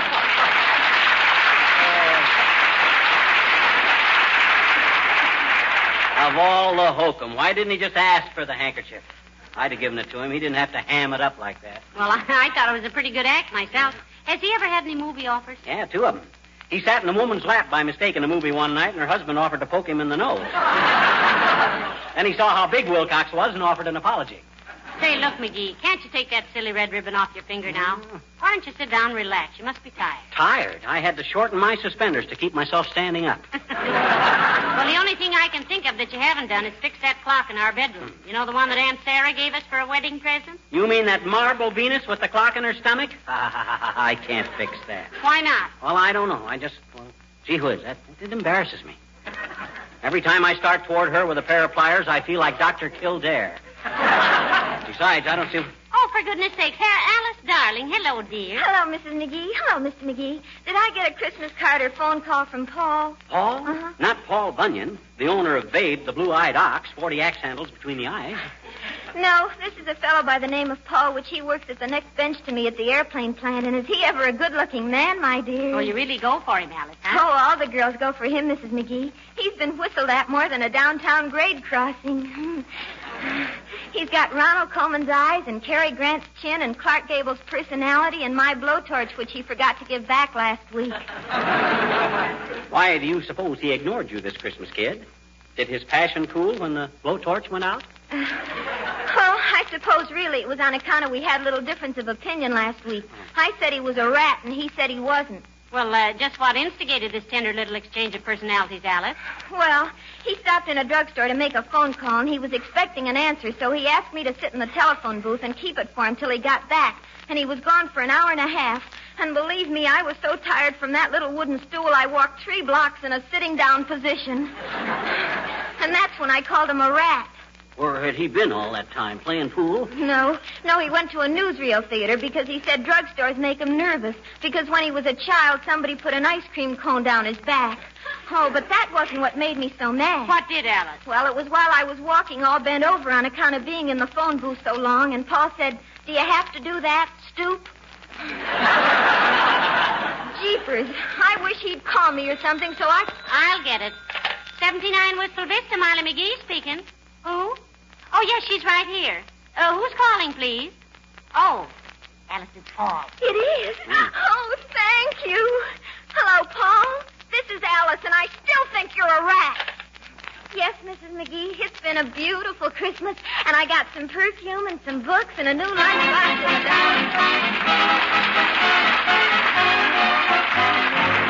The King's Men and only 12 more shopping months till Christmas. 12 more shopping months till Christmas, still have lots of time. I've decided to skip next year, I won't spend a dime. Only 8 more shopping months till Christmas, gee, that's not so long. I am sending out cards this year, then I can't go wrong. I'll have to buy one little present for Aunt Minnie that can wait a while. Lots of time to choose, what have I got to lose? Still got 4 more shopping months till Christmas, gee, but it's a 4. Let's see, 90 days, that's not bad. Still got plenty more. Take your time, what's the rush about? Stop that hurrying, stop that worrying, hurry and worry is out. All you gotta do is make out a list, decide upon the price to pay. All the dither and the bother and the lather and the bother will be done before Christmas Day. Trust me, I'll be ready then. Golly, can that be old Santa Claus again? Monday, Tuesday, Wednesday, Thursday, Friday, Saturday, Sunday. Only 10 more shopping days till Christmas. Better go buy a tree.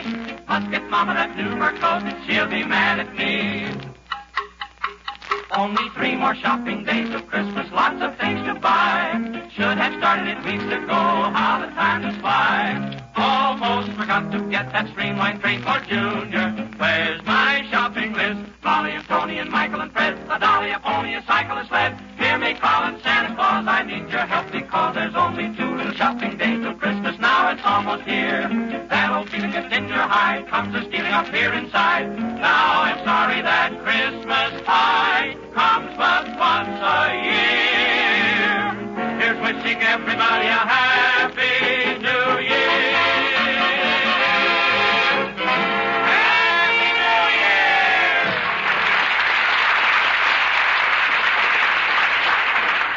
Let's see, I fixed the vacuum cleaner. I took back the books. I returned Wilcox's stepladder. Oh, for goodness sakes, McGee, stop worrying, will you? You've done more work around here today than you have in the last 5 years. Doggone it, I still don't know why I got this ribbon on my finger.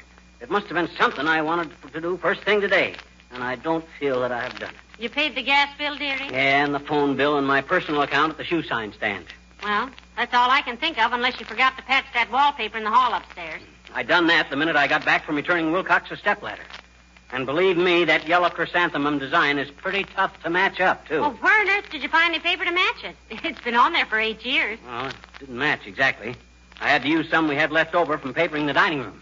Yes, but that's a running design of a hunting scene. Horses jumping over fences. Yeah, I know. You never saw a horse jumping over a chrysanthemum. Take a look upstairs. One of the most unusual. I wish people would quit bothering us till I remember what I got this ribbon tied on my finger for. It's exasperating. Come in. Oh, hello, Dr. Gamble. Hello, Mrs. McGee. Hello, McGee. Hi, Hippocrates. If you are referring to the father of medicine, McGee, it's pronounced Hippocrates.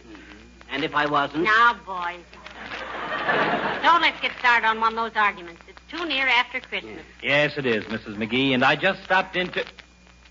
Well, why the hair ribbon on the digit, my boy? Gonna flag down a train or something? That's to remind him to do something, Doctor. To do what? Doggone it, that's just it. I can't remember what. He's been working like a dog around here today, Doctor. He's Yeah. fixed things, returned things, and paid bills and just generally worn himself to another. And I still don't feel like I've done what this ribbon was supposed to remind me of to have done.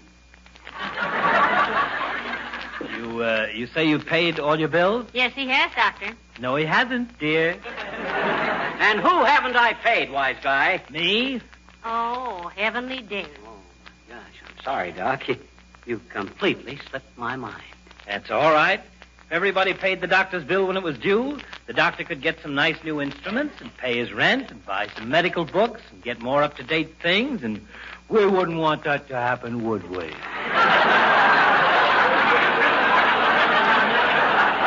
Or would we? Pay the man right now, McGee. Do you happen to know the amount, Doctor? By an odd coincidence, Mrs. McGee, I have a copy of the bill right here. Odd coincidence, my clavicle.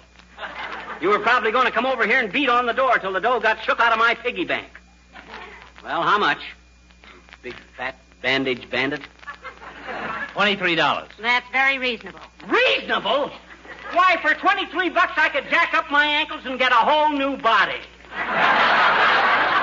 Of all the pill-peddling piracy I ever heard of, this takes the silver-mounted sleeping tablet. $23. What did you see the last time you looked down my throat? A diamond mine? 20. Oh, stop shouting, McGee. You know very well you call me over here every time you mistake gluttony for heart trouble. Of course, if you'd like to go on my charity list... We don't want anything of the kind, Doctor. Charity list, he says. Ha-ha! The last time you treated a case for free, it was because your dog-nosed it wrong. The word, McGee, is diagnosed. In your case, it's dog-nosed, you big Airedale. Now, look here, McGee. I'm a very patient man, as any doctor would be who waited for you to pay a bill.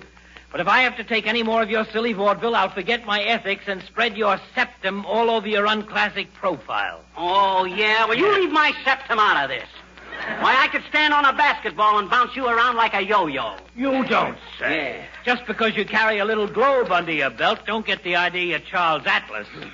I know every alleged muscle in your miserable little chassis, McGee, and you haven't got the stamina of yesterday's spaghetti. Is that so?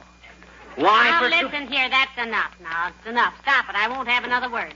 Doctor, you'll have to excuse McGee. He's worked so hard today, he's worn out and irritable. McGee, $23 is a very fair charge. Oh, yeah? Well, then let him itemize it. That's fair enough. Here's the bill. June 3rd, office call. Taking bowling ball off thumb. $3. I remember that. So do I. That leaves 20. July 5th, house call. Emergency. 3 a.m. Patient terrified. Turning red all over. Diagnosis, sunburn. Will I go on, McGee? No, Doctor, of course not. Same $23, McGee. Here you are, Doc. You don't have to give me a receipt. I trust you. Isn't that sweet? He trusts me. Well, I may as well tell you now, McGee, the reason I had this bill with me is that I was coming over here to tear it up as a New Year's present. Your silly ailments have kept me in good humor the whole year. Good day.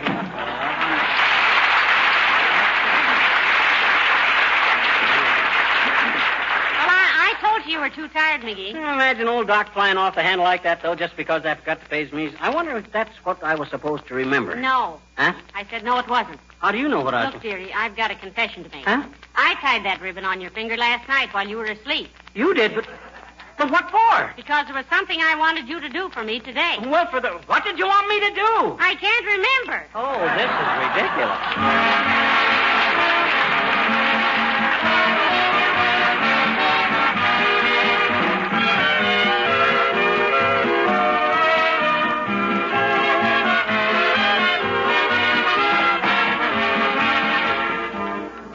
Conservation, like charity, begins at home. That's why every piece of linoleum on every floor in the country should be protected with a polish that will not only keep it beautiful, but will make it last longer. The polish I'm referring to is, of course, Johnson's Self-Polishing Glow Coat. With Glow Coat, you can give your kitchen and other floors protection with a minimum of work. Johnson's Glow Coat is self-polishing. It needs no rubbing or buffing. You just apply and let dry. And the regular use of Glow Coat will make linoleum last 6 to 10 times longer. So whether your linoleum is brand new or old, it would pay you to begin right now to give it regular applications of easy-to-use Johnson's Self-Polishing Glow Coat. For floors of asphalt tile or rubber tile also, Glow Coat is the recommended polish.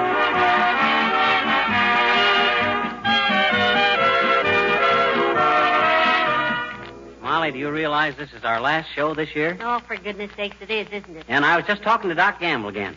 He says he thought the new year was going to mean big things for me. Really? Yeah, he says I'm the progressive type. Says I got the perfect character for the new year because I'm real 44 caliber. 44 caliber? Yeah. That's quite a big bore, isn't it? Yeah. Huh? Oh, good night. Happy New Year and good night, all.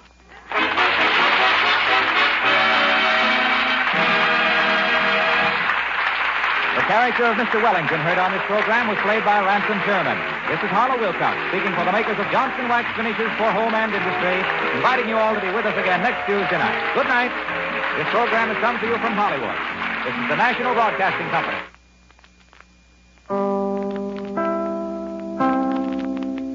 Chicago 54 WMAQ.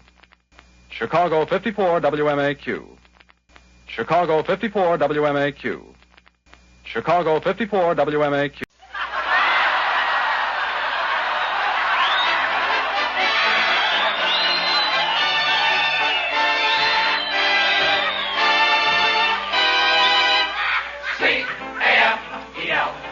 The Abbott and Costello program, brought to you by Camel, the cigarette that's first in the service according to actual sales records. See if your throat and your taste don't make Camel a first with you, too. Find out for yourself. Listen to the great rhythms of Freddie Rich and his orchestra, the swingy singing of Connie Haynes. And that great statesman from the Dumbarton Oaks Conference who said,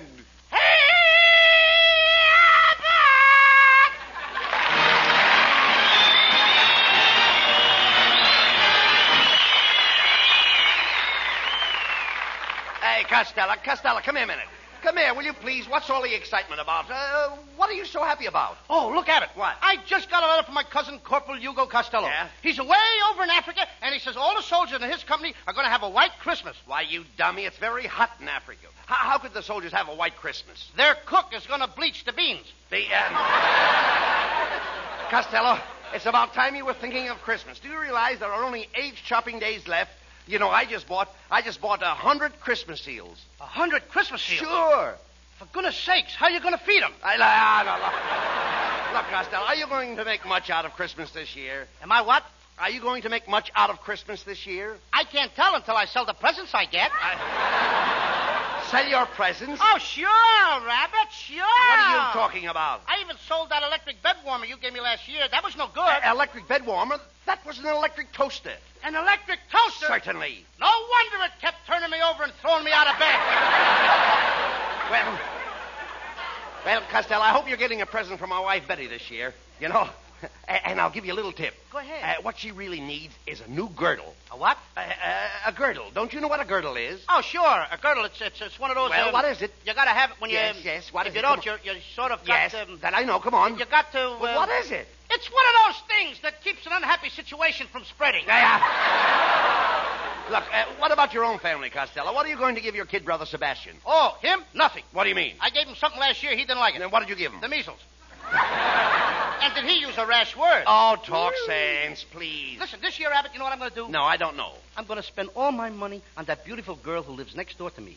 Ruby Poolcue. Wait a minute. Ruby Poolcue? She's beautiful. Why, she isn't beautiful. She is. She's got the worst complexion I ever saw. Well, she can't help that, Abbott. I mean, she got her face caught in a waffle iron. Now she has to pour her makeup on with a syrup pitcher. Look, what are you going to buy for Ruby? I'm going to buy her a piano. A piano? What kind of a piano? Maple, walnut, or cherry? Well, I'm going to get her one of those kind... What kind? What did you say? I said maple, walnut, or cherry. Maple Walk. Do you realize what you just said? Well, what's wrong? Shame on Now, Abbott! wait a minute. Shame on Bud Abbott! Well, wait a What minute. you said? Now, take it easy. In front of Ken Niles, our announcer. Shame on Bud Now, wait a minute, Lou. All right, all I said was maple, walnut, or cherry. There you go again. I'm glad I found you out, Abbott. What do you mean? Now, what do you mean? You're a spy from the Jello program. Now, please. A maple, a walnut, or cherry. Now, look, wait a minute, look. I simply asked you the kind of wood. Oh, wood. Yeah. Well, I know about the wood. What do you think I am, a woodpecker? No, certainly You not. think I go around tasting pianos? Did I ask you that? You think every time I see a piano, I bite it to see what flavor it is? Look, Costello, they make pianos out of different kinds of wood. My mother-in-law's piano is maple, so she has a genuine bird's eye. I know that. And she's got an eagle beak to go with it. Look, never mind my mother-in-law. Now, you've got a lot of nerve spending your money on Ruby, a girl you hardly know. You never thought to ask me if I needed money for my Christmas shopping. Do you need money, Abbott? Oh, well, now that you brought it up. Now that I brought it up. Well, yes, you didn't you just ask me if I needed money? Ladies and gentlemen, you have just seen what loose talk can do when it reaches the enemy's ears. Wait a minute. Slip of the lip can sink a ship. Now, wait. And I have just been scuttled myself. Now, look. Look, Costello, all I need is $50. $50? Yes. Now, look, if you lend me $50, what security would you want? A padlock, a pair of handcuffs, and a watchdog. Oh, no. And put your mama in a dungeon for security. Now, look. With your father. Well, now, listen.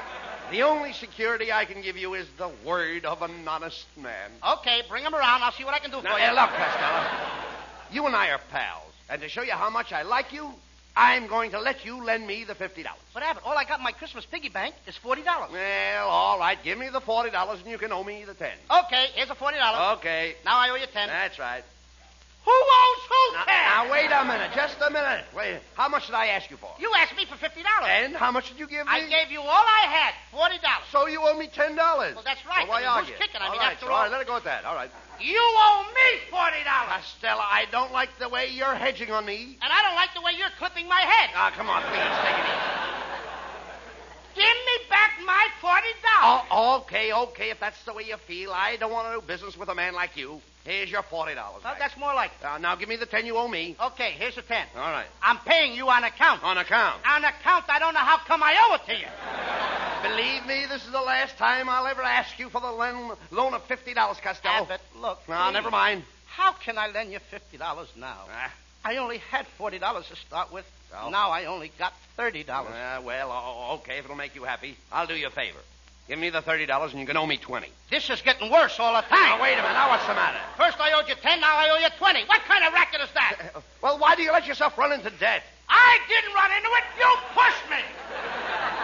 Abbott, did you ever hear the story of the 40 thieves? Well, yes. What became of the other 39? Costello, Are you the guy that says, open, says to me? Now, listen, I'm surprised at you. I ad-libbed that. It's no good. Costello, I'm surprised. Please. Why, I'm just like Santa Claus. You're better than Santa Claus. You bet I am. You can give me a sleigh ride without any reindeer. Oh, please.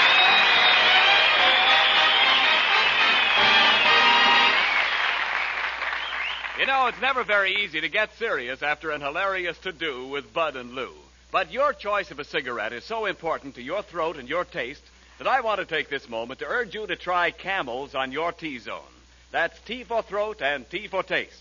See how your throat reacts to Camel's cool mildness. See how your taste enjoys the rich, full flavor of Camel's magnificent blend of costlier tobaccos. You may find that your throat and your taste, your T-zone, proclaim Camel your own personal cigarette. C-A-M-E-L-S. Camels, the cigarette of costlier tobaccos.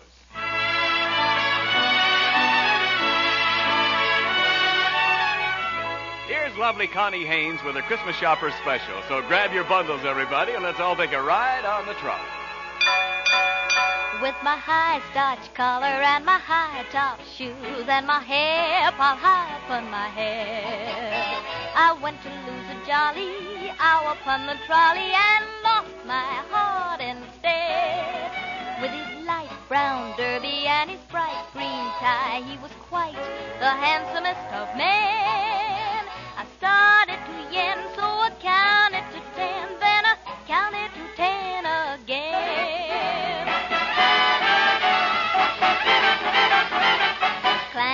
Clang, clang went the trolley. Ding, ding, ding went the bell. Zing, zing, zing went my heartstrings. For the moment I saw him, I fell. Chug, chug, chug went the motor. Bump, bump, bump went the brake. Thump, thump, thump went my heartstrings. When he smiled, I could feel the car shake. He tipped his hat and took a seat. He said he hoped he hadn't stepped upon my feet. He asked my name, I held my breath. I couldn't speak because he scared me half to death. Buzz, buzz, buzz went the buzzer. Plop, plop, plop went the wheel. Stop, stop, stop went my heartstrings. As he started to leave, I took hold of his sleeve with my hand. And as if it were planned, he stayed on with me. And it was grand just to stand with his hand holding mine to the end of the line.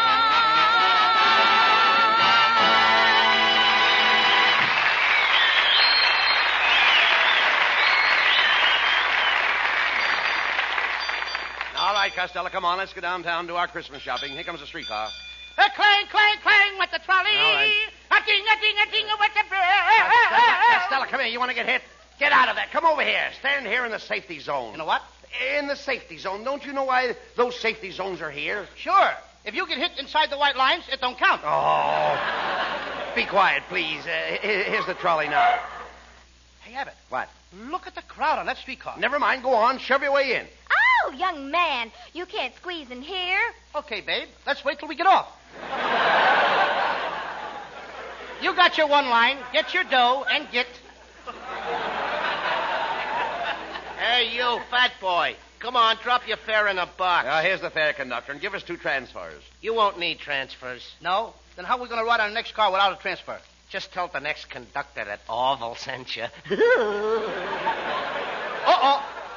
That guy's off his trolley. Oh, come on, Costello. Let's step back in the car and find a seat. Hey, look out for that man with that umbrella. Oh, my goodness, what happened? Somebody just took my seat.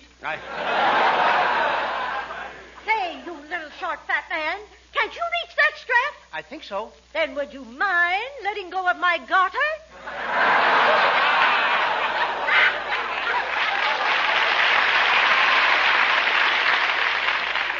They shouldn't let these tall people on streetcars.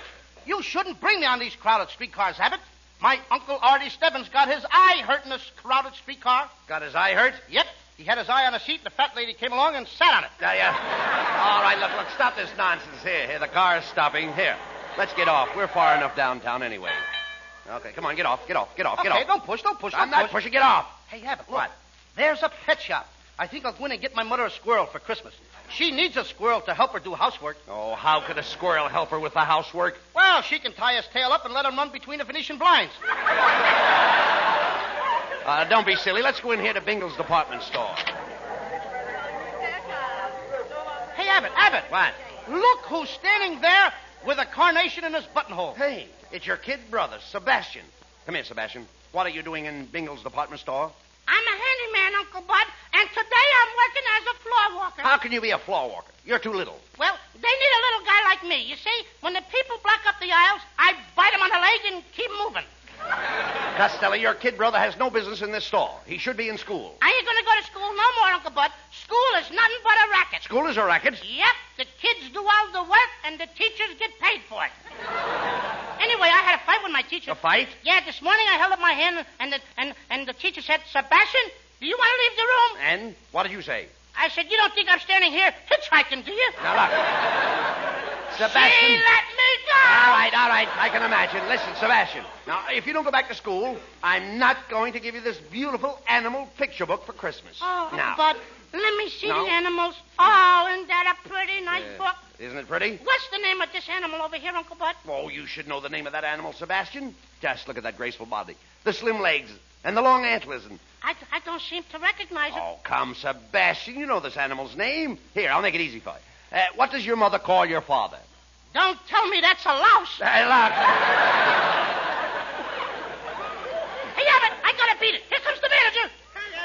Pancho Grande. As a manager, I'm dandy. Ooh, ooh, ooh.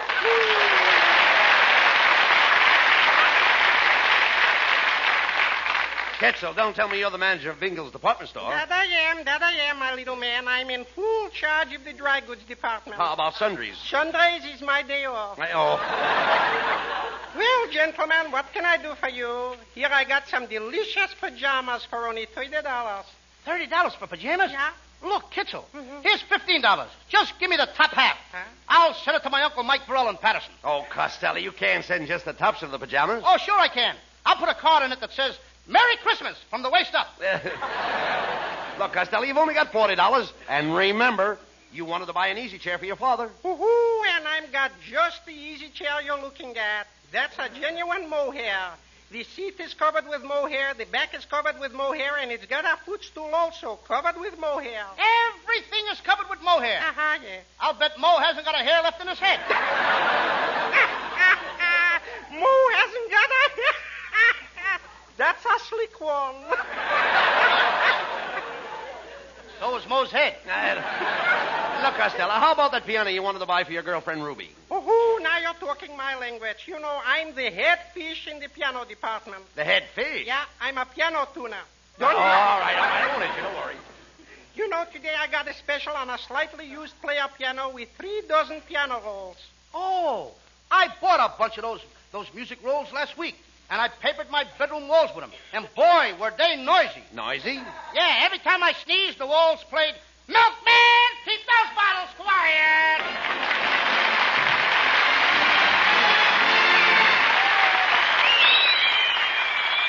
Headlines on front pages, cartoons in the magazines, photographs in the picture publications, all saying the same thing, cigarette shortage. Well, no need to tell you how many cigarettes are going overseas and how much more the people on the home front are smoking these days. And so it's inescapable that sometimes your dealer has to say, no Camels today. But remember this, paste it in your hat and write it in your notebook, Camel's rich, full flavor and cool mildness make them worth asking for the very next time you buy cigarettes. War or peace, Camel is still Camel. C-A-M-E-L. Camels, the cigarette of costlier tobaccos.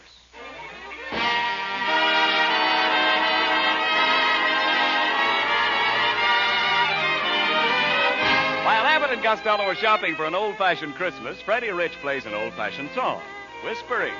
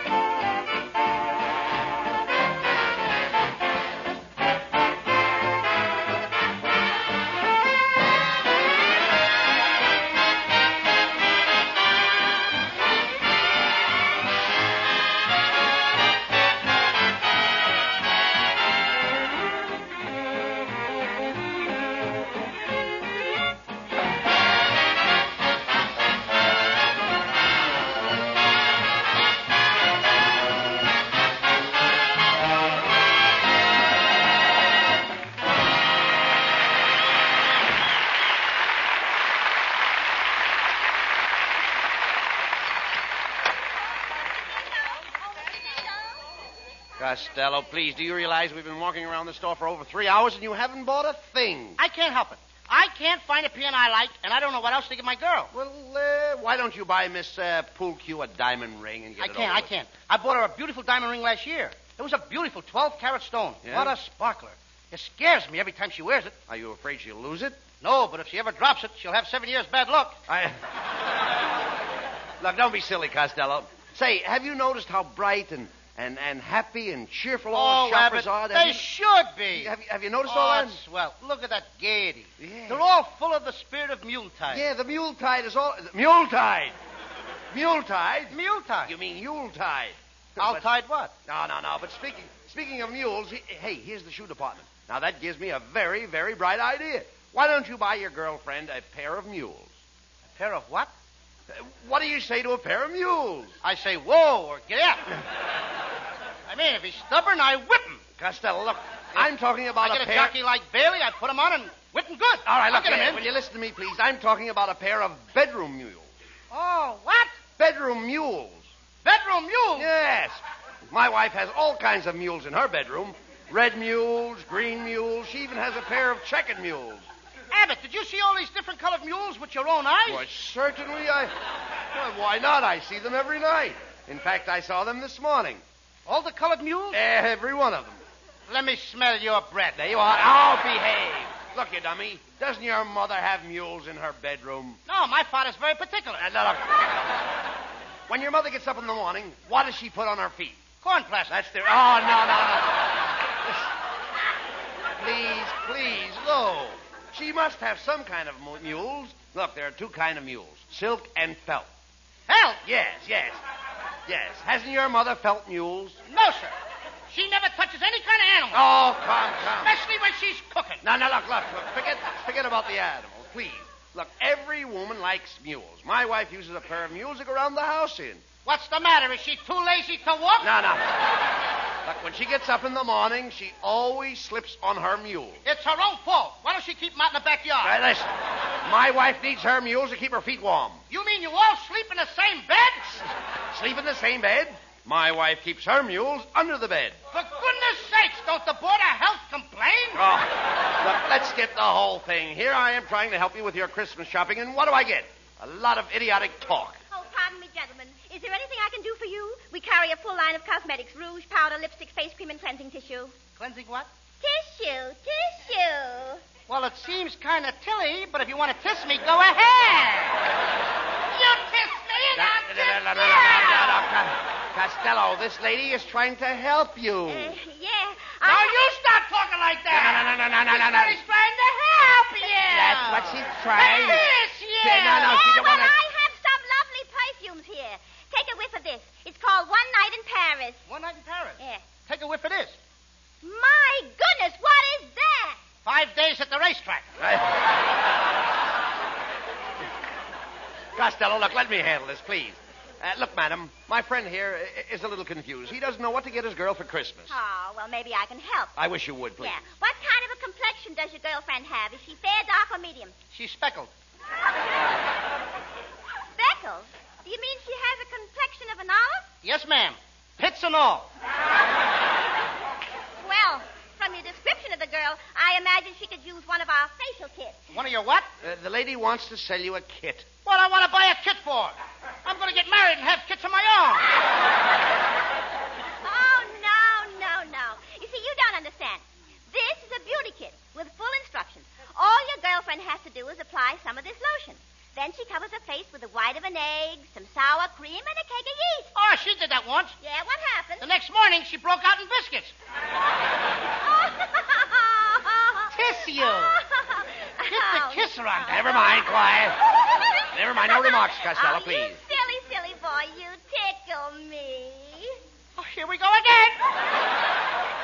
You tickle me first. No. Yabbit, you kiss her. I will not, please. Where did I leave off? Costello, look, if you don't buy something pretty soon, I'm going to walk out and leave you. Oh, now, just a moment, boys. Now, how about something... I found it. Go ahead. Yeah. What were you saying? I don't want you to get away now. How about something for the young lady's hair? Does she have a snoot? Certainly she's got a snoot. Yeah? Well, is it a long snoot that hangs down her back? No. It's a short snoot that turns up at the end. She's a very snooty dame. Costello, the lady is talking about your girlfriend's hairdo. Yeah. What's your girlfriend's hairdo? What's her hairdo? Yeah, that's what I said. It comes out when she combs it. No, Costello, we're trying to find out what does she do with her hair? Does she pile it on top of her head, or does she drop it down her neck? She just hangs it in the closet. No, you dummy. Some women wear buns in their hair, and some have rats. Rats? Yes. My mother had a rat in her hair for years. That's no way to talk about your father. Look, Costello, does Miss Poolcue wear her hair off her face? No, it takes too long to wear it off. She has to pull it out with a tweeze. Costello, that's no way to talk about your girlfriend. That's slander. Slander? Yes. Don't you know what slander is? Sure, slander. Yes. That's tall and skinny. And that has nothing to do with my girl. She's short and fat like me. Only I'm prettier than she is. Say, you say your girl is short and fat. Yes, I've got just the Christmas present for her. Our special weight-reducing machine called the Melt Your Belt Away Fat Cabinet. There it is, standing right there. Costello, that sounds good. How much does your girl weigh? 240 pounds with her girdle on. Well, how much does she weigh with it off? I don't know. She's never been able to get it off. Well, now, this machine will take your girl's fat off. If you don't believe it, get into the machine and try it for yourself. Now, that's fair enough. That's fair enough. I don't think I want to get in Go there. ahead, get in the machine. Abbott, I said I don't want to get in We'll there. find out if it works. I won't get in Go there. on, get in there. Get in there. There you are. Now, that's a good boy. Now we'll turn on the machine, and you'll see how it melts the fat away in no time.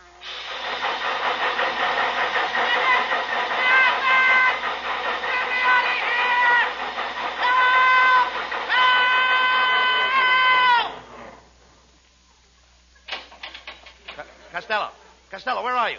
Speak to me. Costello, where are you? I'm right here, Abbott. But all I see is a little puddle of water. Well, don't step in it. It's me.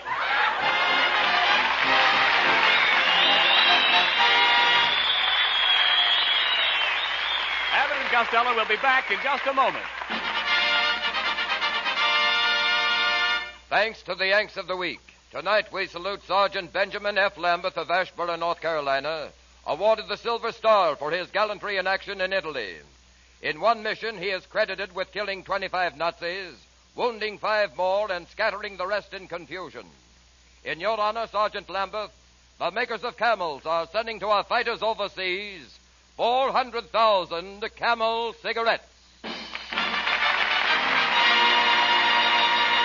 Each of the 3 Camel radio shows honors a Yank of the Week by sending free 400,000 Camel cigarettes overseas. A total of more than 1 million Camels sent free each week.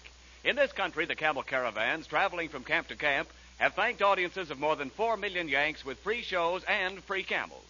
Camel broadcasts go out to the United States 3 times a week, are rebroadcast to our men overseas and to South America. Listen tomorrow to Jimmy Durante and Gary Moore, Monday to Bob Hawke in Thanks to the Yanks, and next Thursday to Abbott and Costello. And now, here are Bud and Lou with the final word. Well, Costello, you bought presents for everybody. I hope you're very, very happy. Abbott, I could be a lot happier. Oh, if I was only a nurse. A nurse? That's right. What would you do if you were a nurse? You know, Abbott, I read in the paper today that there's an urgent need for more Army nurses. Oh, yes, I know about that. And do you know, Lou, that any nurse who enters the Army Nurse Corps now will enter with the rank of second lieutenant, and there is ample opportunity for advancement. You know, I hope that all the nurses that are listening in tonight will join the Army Nurse Corps and give their country the best Christmas present of all. Yes, girls, write immediately to the Surgeon General, United States Army, Washington, D.C., or call at your nearest Red Cross chapter. Good night, folks. Good night, everybody. Good night, everybody. And I hope Commander Holsel feels much better. Good night to everybody in Patterson.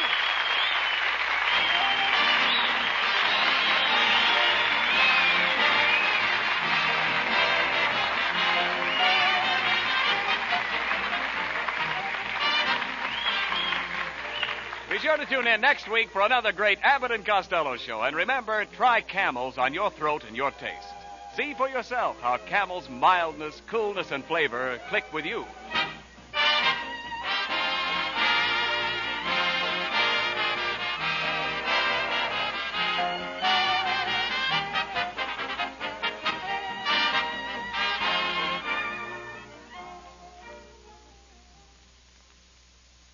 Here's a Christmas gift that will bring the man who gets it a lot of pleasure long after Christmas is over.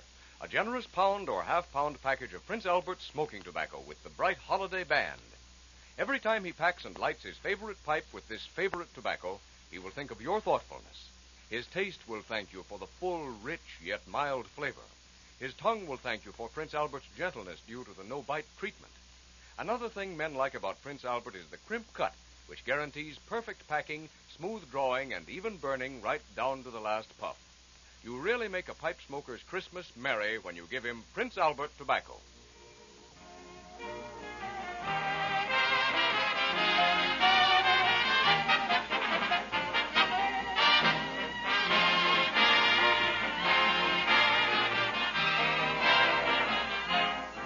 The Abbott and Costello Show for Camel Cigarettes will be back at this very same time next week. Don't miss it. This is Ken Niles in Hollywood, wishing you all a pleasant good night.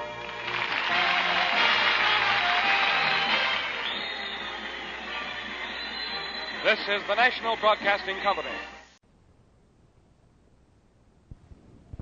The Abbott and Costello program. Listen to the great rhythms of Freddie Rich and his orchestra, the swingy singing of Connie Haynes, and that chubby little chap who only this morning put his Cupid bow lips against Santa Claus's ear and whispered,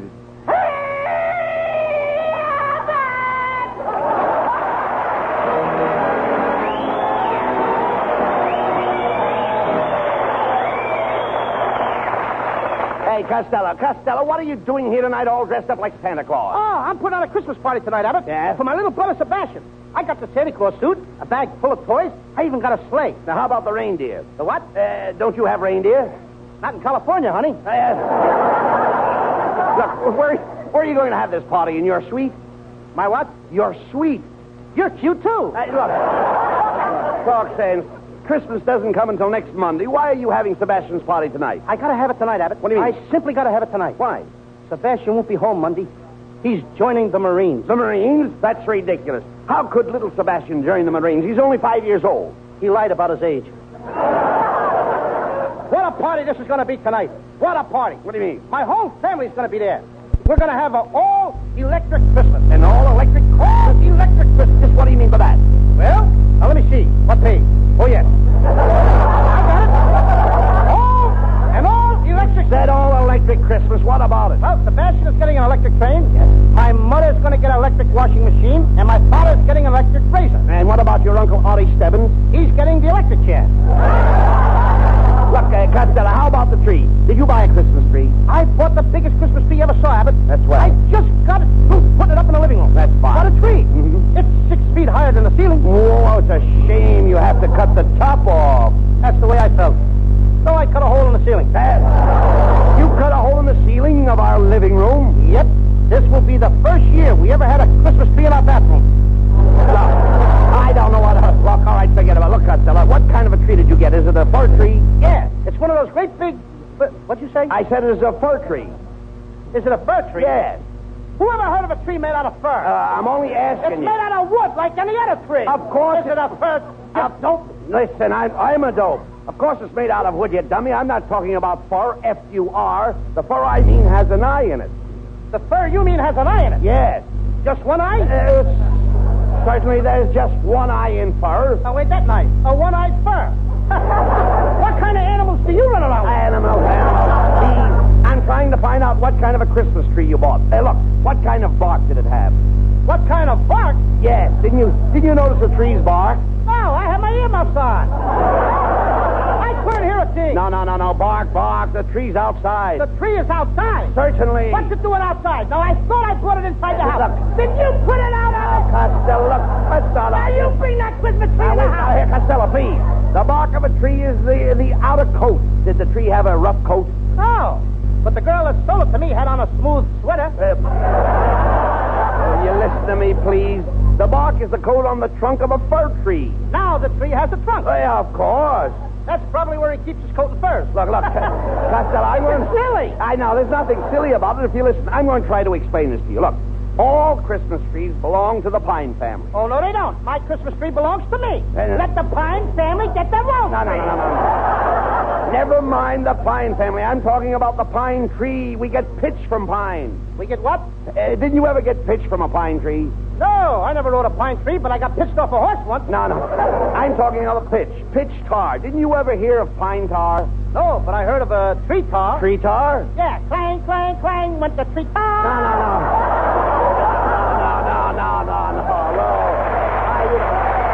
Look, I'm trying to tell you the fir tree is a species of pine. Now, you can tell the different kinds of pine trees by the shape of the cones.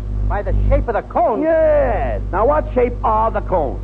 Well, you know the shape the cones are in. What are they? Well, Meyer Cone, he's short and fat like me, and Mrs. Cone is skinny like you. No.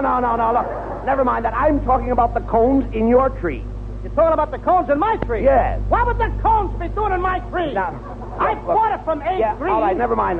You bought it. Cones got nothing to do with it. Look, Costello, for the last time, you bought a Christmas tree, didn't you? Yeah. All right. Now, a Christmas tree is an evergreen tree that belongs to the pine family. Now, it's a fir tree. It has a rough coat or bark. If you climb the tree, you'll find a bunch of cones, and they will be surrounded by long, sharp needles sticking in their limbs. Now, just a minute, Abbott. This time you have gone too far. Gone too far? That's what I said. What do you mean by that? I didn't mind it when you said that my tree belonged to the pine family. I thought you were only slightly crazy when you said the tree barked and wore a fur coat, and that keeps the coat in the trunk. But when you asked me to climb that tree and stick long, sharp needles into the limbs of my friend, the cones, not only have you impugned on my good name, but you have dragged me through the muck with Meyer, and Mrs. Cone is not going to like it.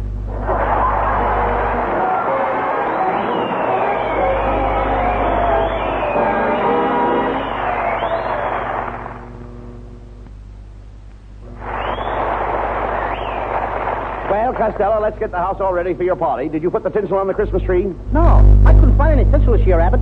So I trimmed the tree with spaghetti, and boy, does it look beautiful. Oh, what's beautiful about trimming a tree with spaghetti? Every time I plug it in, the meatballs light up. You talk sense, please. Costello, I hope you've taken care of the party. Oh, sure. I'm going to serve ham sandwiches with mustard roll. Mustard roll is for a cold. Well, this is cold ham. Hey, wait a minute. Come in. Mr. Costello? Yeah. You ordered some wood for your fireplace. That's right. I'm here with a load.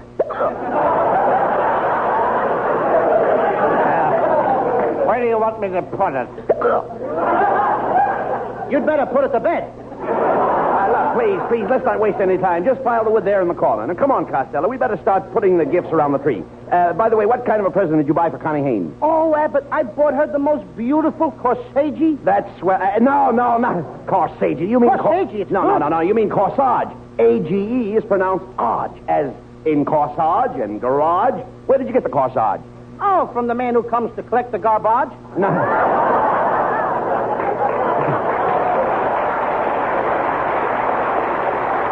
This is going to be a fine party, I can see. What in the world was that?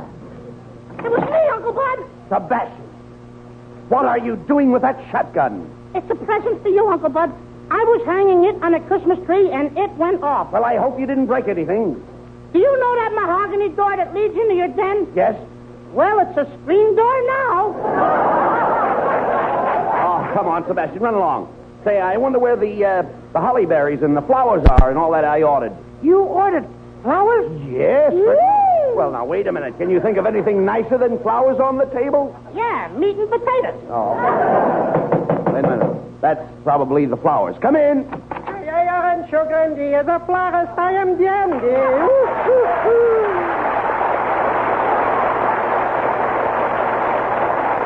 Kitzel, don't tell me you're a florist. That's right. It's the big rose said to the little rose. Hiya, bud. Yeah, but why did you bring this guy over for anyway? I don't want any flowers. The last time I smelled a nasturtium bum, I got a big bump on my nose. A nasturtium bum? A nasturtium bum. Nasturtium bum. That's nasturtiums. There's no bee in it. There was a bee in this one. There was a bee. That stings. Look, pay no attention to Costello, Kitzel. By the way, what kind of flowers have you got? Did you bring me any pansies? No, I'm sorry. When I went out in the garden this morning, I discovered my pansies were drooping. Well, why don't you wear suspenders? Never mind that. What did you bring us, Kitzel? Well, I brought you some of those beautiful grass flowers. Grass flowers? Yeah, petunias. Gentlemen, how's about buying one of these beautiful holly wreaths? They come directly from the Catskill Mountains. Oh, what's so wonderful about that? Why, Costello, have you ever seen the Catskill Mountains? No, but I've seen the cats kill mice. Please. That was some joke, Never eh? mind. No time for joshing. Now, gentlemen, for goodness sake, you're wasting my time, and time with me is money. Oh, yeah? Well, I'd like to take a peep at your income.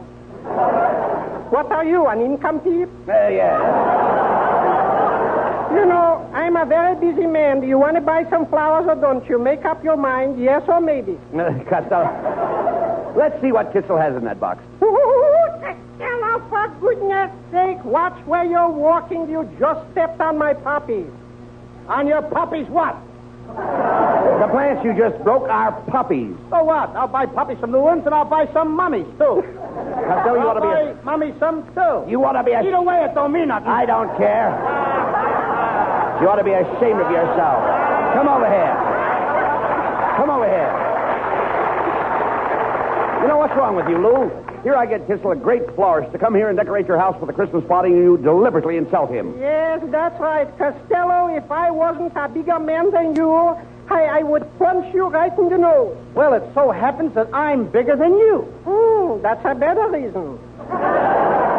Well, I bid you good night, gentlemen. And that's a fine way to talk to Kitzel. Don't you know that he's famous all over the world for his flowers?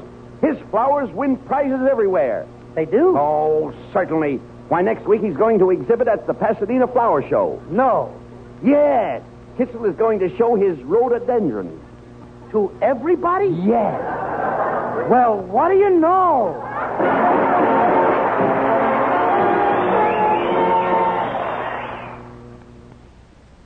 There isn't going to be any party. Now, if you'll go to sleep like a good little boy, your brother Louie will tell you a nice bedtime story. Will you tell me the one about the farmer's daughter? What? I never heard of such a story. Get the character of my Uncle Buddy. No. Costello, you've got to get this little boy to sleep. Why don't you sing him a lullaby? Okay, Go ahead. I'll sing him something. Come here, Sebastian, and sit on my knee. I'm going to sing you a beautiful song about Christmas. Now listen to me. I'm a dreaming of a white Christmas. I had a hard day today. Just like... You know, Sebastian, I was a little boy like you. And I was a bad boy, too. I remember how my mother...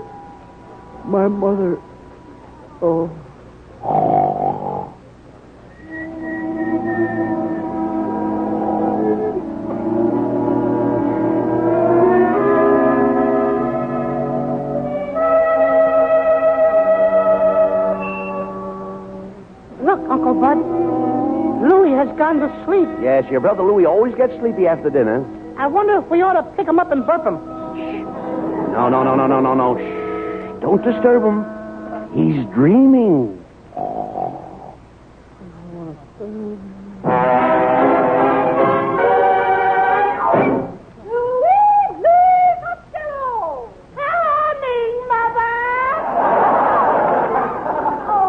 Just look at you, Louie, on Christmas Eve, too. How did you get your clothes so muddy? Oh, Ma, I was trying to pull a worm out of the ground. Well, what happened? The worm pulled first. Oh, I'll see who's at the door. You go wash your dirty face. Oh, why can't I just cover the dirt up with powder like you do? Merry Christmas, Why, it's the little Abbott boy and the Niles boy. Yeah, we came over to stay with Louie tonight. Kenny Niles' teacher's pet. Is your father riding a bird tonight, Kenny? Oh, Kenny's father riding a bird. Whatever gave you that idea? I heard his mother say he was out on a bat last night. Shame on you, Louie. Mrs. Costello, I'm no stool pigeon, remember? What happened is a snitcher? You shut your shut up. It's a dirty snitcher. And Louie came Knock over. that off my shoulder. I will ask I'm him. only kidding. I'll get around to you, Louie. Don't worry. Louie came over to my house and asked my mother to take off her shoes. Louie? Yes. Why did you ask Mrs. Abbott to take off her shoes? I heard you say she was getting crow's feet, and I wanted to see them. And they never flied an inch. Oh, now you children stop this arguing and get into bed immediately. And I don't want to hear another word out of you until morning. Now, good night. Hey, let's Let's not go to sleep, eh? Let's wait up for Santa Claus. What do you say? Hey, listen to those sleigh bells. You must be Santa Claus. Look, he's parking up there on the top of the roof. Hey, he drives like my old man. Look, he's getting ready to slide down the chimney.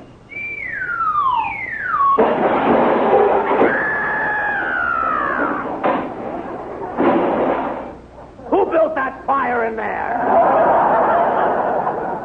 I did. I wanted to see you make a nash of yourself.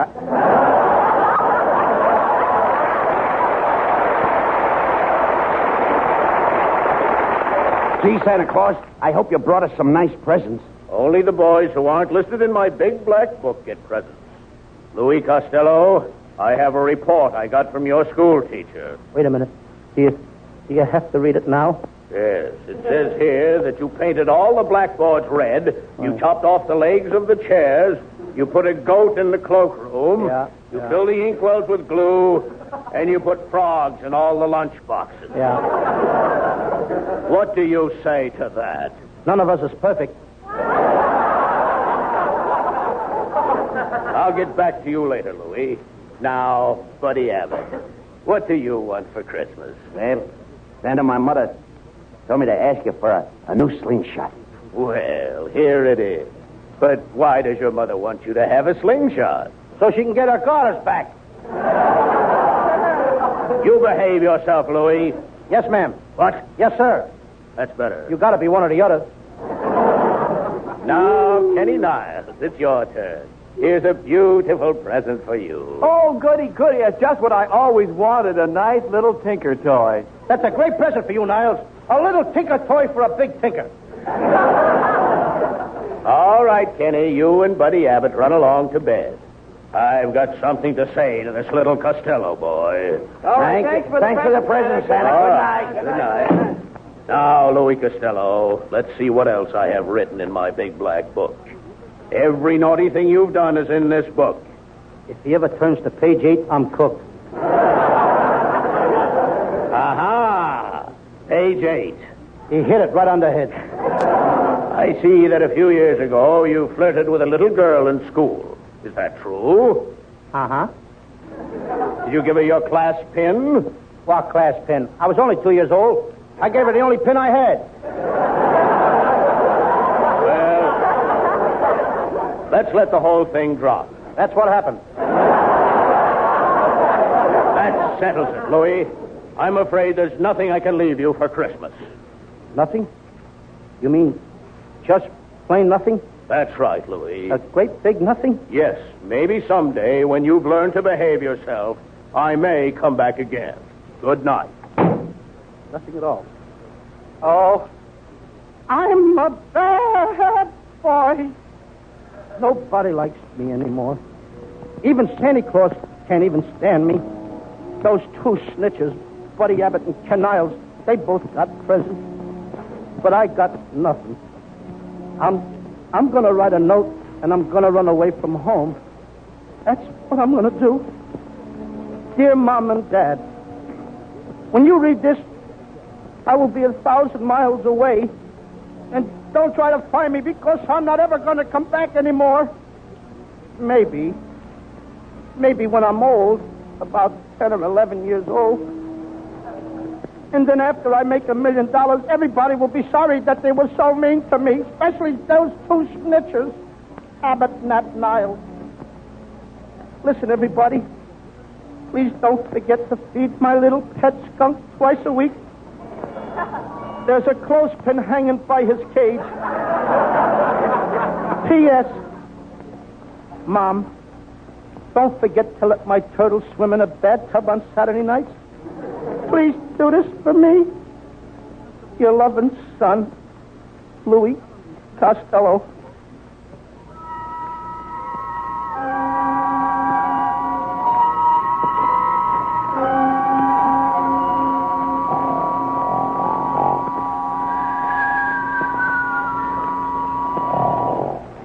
Hey, look, Sebastian. Your brother Louis is still sleeping. The poor guy, he went to sleep thinking that nobody was coming to his party. Yeah. Will he be surprised when he sees all the people? Come on in, everybody! Merry Christmas! Come on, Costello. Wake up, wake up. Wait a minute. What going on here? We're all here for your party, Lou. Connie Haynes. Oh, I'm glad you came. I've been waiting all year for you to sit up. Oh, boy, all year for you. Just to be Santa Claus for you. Come on, sit on my knee and I'll give you a big kiss. But Santa Claus wouldn't do a thing like that. That's the way they do it at the May Company. Boy, am I glad to see all you people. I had a terrible dream. I had a terrible dream that nobody cared about me anymore. Yeah. I was dreaming of a slight Christmas. I thought my friends had passed me by. Why, you know, Costello, that you're one fellow that we all think aces high. You are loved by both the kids and old folks, though you have whiskers on your jokes. May your life be merry and bright, and may all our Christmases be. Help me, Ma.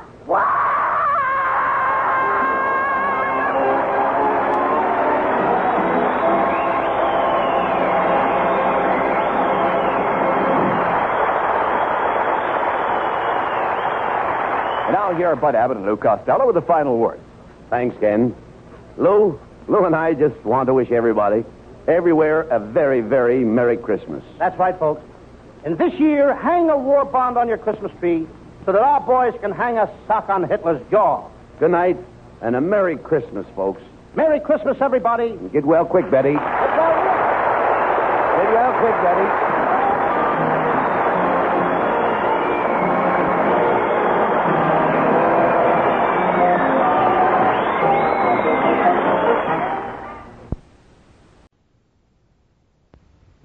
The Abbott and Costello program, starring Bud Abbott and Lou Costello. The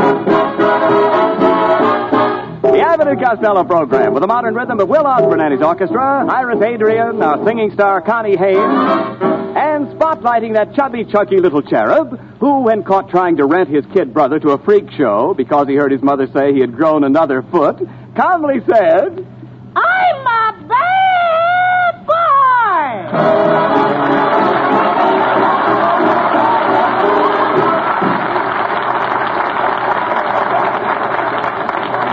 Well, Costello, late again. Here I get you a nice job in Melonhead's department store, and on the very first day you come in late for work. Well, what's your excuse this time? Well, Abbott, I've been out on Hollywood Boulevard, and I was watching the Santa Claus parade. Yeah. And what a parade! I know that. First came the big bunch of movie stars, and then came Santa Claus, and after Santa Claus came the beautiful Lady Godiva on a big white horse. Well, what came after Lady Godiva? The cops. Oh. Stop talking like a child. Horses in a Christmas parade. Oh, they had all kinds of animals in the parade, Abbott. You should have seen that great big giraffe. Giraffe? Yeah, you know what, Abbott? What? I wish I was the body of a giraffe and Lana Turner was the head. You wish you were the body of a giraffe and Lana Turner was the head? Why? I always wanted the long neck with Lana Turner. Costello, get busy and dust off those counters. Come on. No, you dust off the counters. Get over there and dust them off. Abbott, I gotta hang up this sign. Oh, boy, isn't that a beautiful sign? What does it say? Look at it. Original gowns by Costello. Nifty creations, skirts, and capes for slender young figures and droopy old shapes. See Pierre Costello, the great French designer. Wait a minute. How can you call yourself a French designer? Have you ever been to Paris? Oui. I'm a well-known parasite. And did you study the latest styles? Oui. Did you look over the French models? Wow! I see. In other words, you like mannequins. No, I like girlikins. You like girlikins? Yes, babykins. Talk fast. Answer that. Okay. Hello? Melonhead's department store. Pardon me, but do you have a large aluminum pot? Yes, I have. My heavens, how do you get your pants on?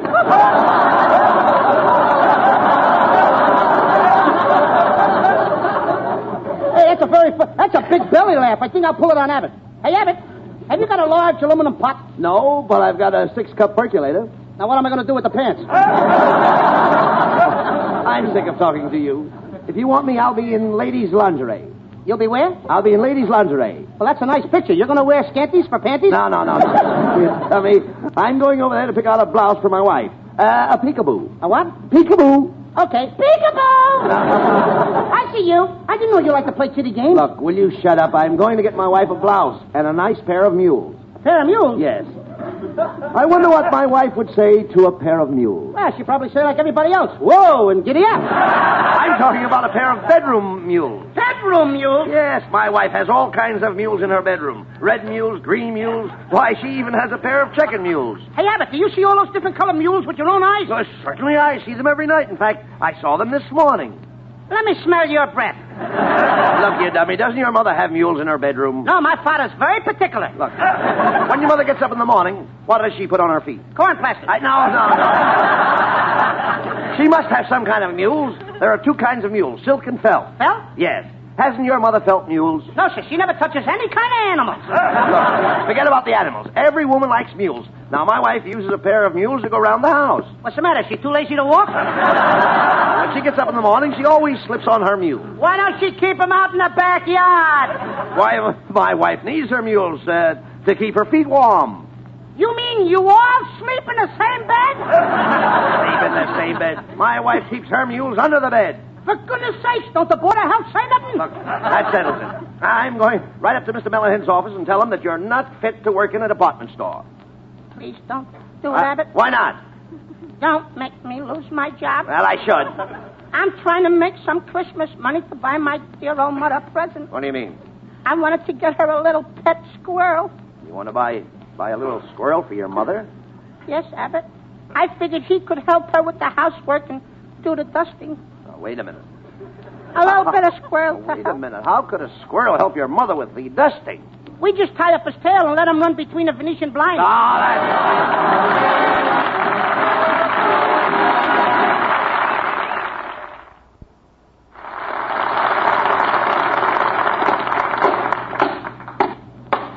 Costello, stop that pounding.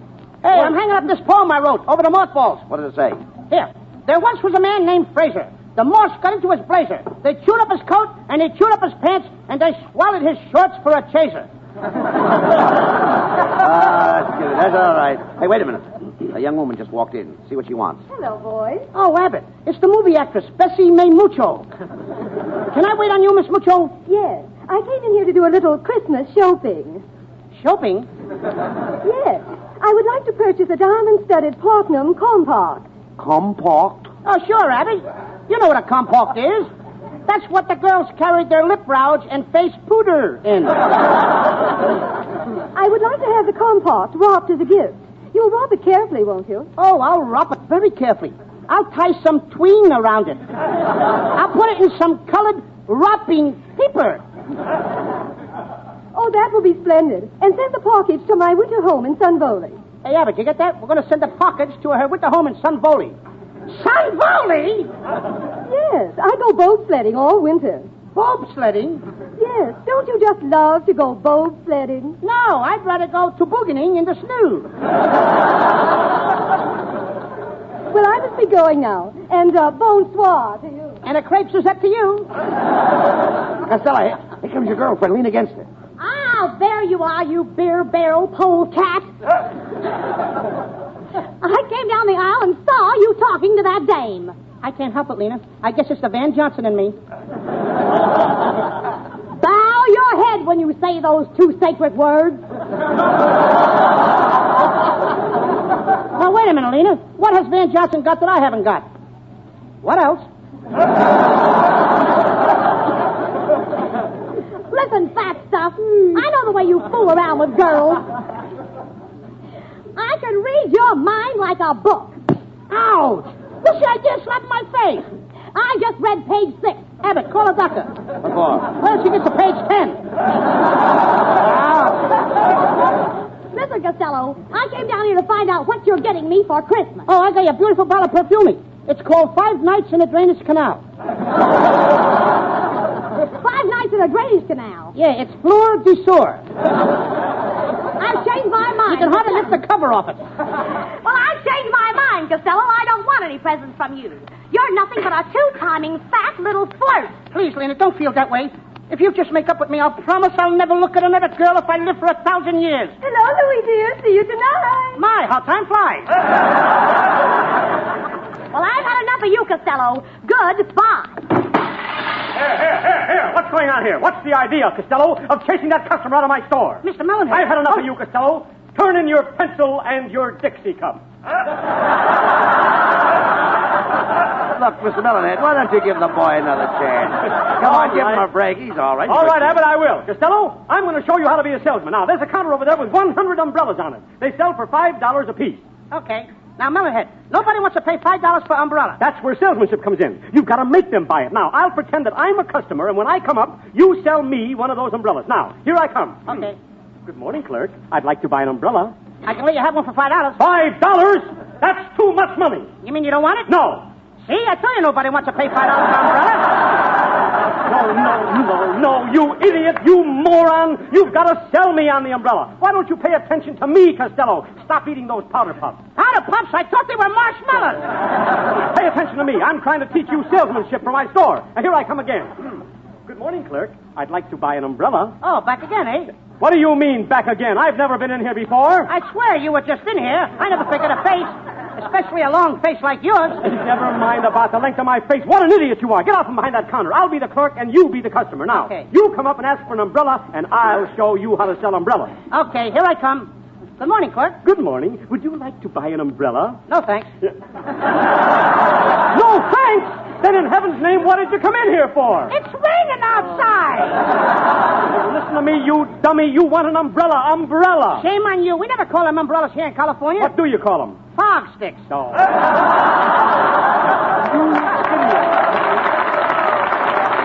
You're nothing, Costello. You're nothing but a confounded idiot. Now you go out the front door, come in here again, and believe me, I'm going to make you buy an umbrella for $5. You are? Yes. I'm going to make you buy it. I'll show you what salesmanship really means. Now, get out that door and come in again. All right, Costello, come in. Costello, come in. Will you please come in? Mellenhead's department store. This is Costello. Costello. For heaven's sakes, where are you? I'm across the street at the drugstore. What are you doing over there? You're not going to stick me with no $5 umbrella. I can buy one over here for 39 cents.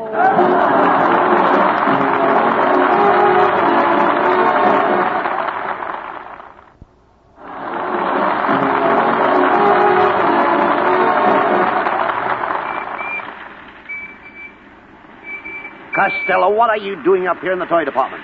Why aren't you working? Oh, Abbott, I love toys. Just look at this cute little electric train. Yes.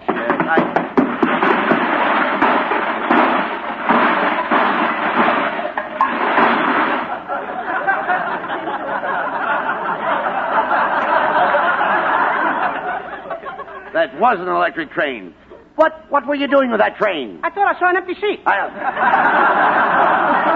you idiot. Acting like a little kid. I ought to buy you a doll and some games. Just get me a doll. I'll think up the games. You'd better not let Mr. Mellenhead catch you fooling around up here. Oh, yeah? I'd like to see him walking here right now. I'd tell him where to get off. Oh, so you're going to tell me where to get off, eh, Costello? Yes, Mellenhead. Where do you live? 6500 Hollywood Boulevard. Well, you get off at Vine Street. Come here, you apprentice moron. Do you realize you haven't sold a thing all day? I'm going to give you one last chance, Costello. Here comes one of my store's best customers. Now see if you can wait on her. Okay. Come on, Costello. Oh, how do you do, Mrs. Niles? Hello, Mr. Abbott. My, I see you have a new washing machine on display. Oh, pardon me, it's Costello. The tub fooled me.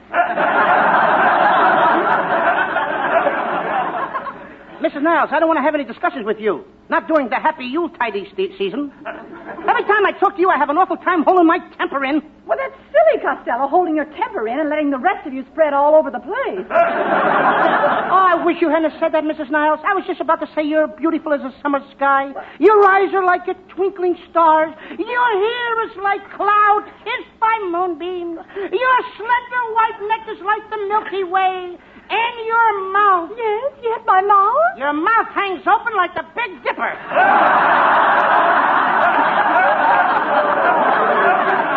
Oh, Costello, I refuse to talk to you. Miss Rabbit, I'd like to get something for my husband, Kenneth, that'll make him very happy. Where are you going to get a new face? All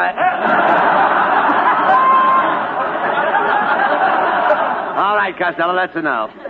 Tell me, Mrs. Niles, could we interest you for some friend in the service? Why, yes. Now, what could you suggest for a soldier about 35? A blonde, about 21.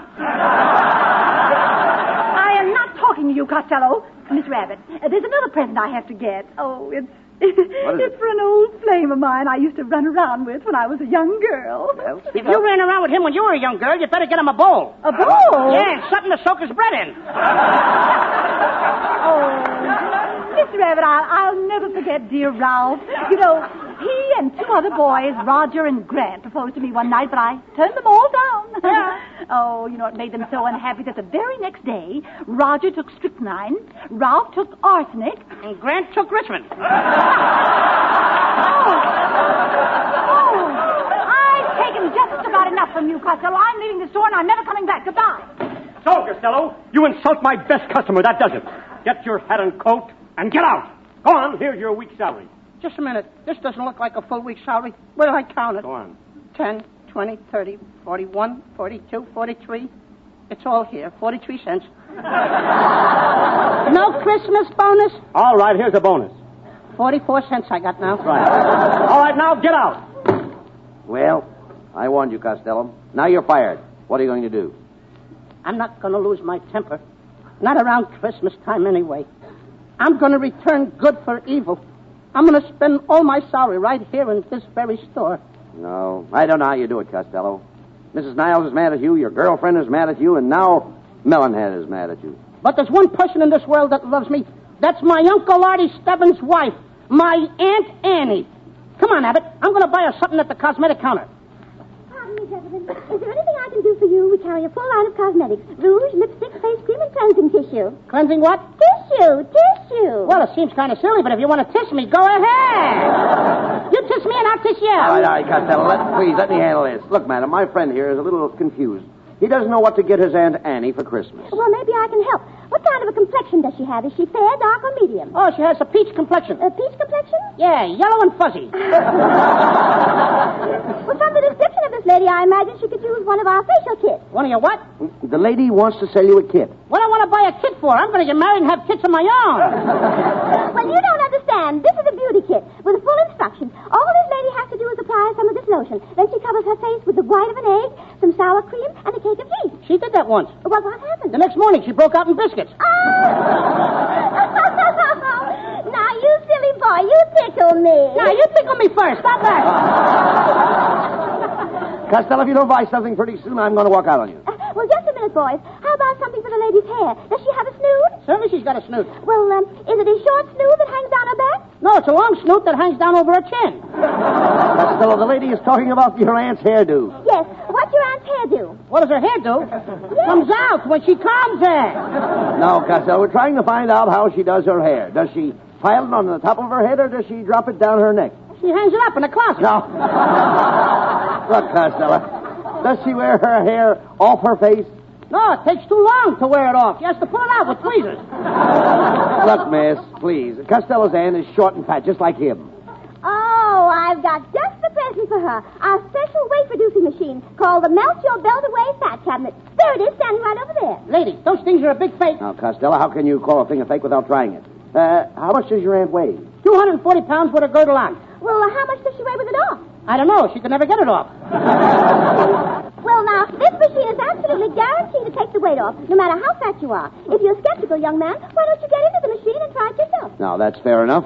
Go ahead, get into the machine, and we'll find out if it works. Wait a minute, Abbott. No. Go on, get in there, get in there. Go on, get in there. Now, that's a good boy. Now, we'll turn on the machine, and you'll see how it melts the fat away in no time.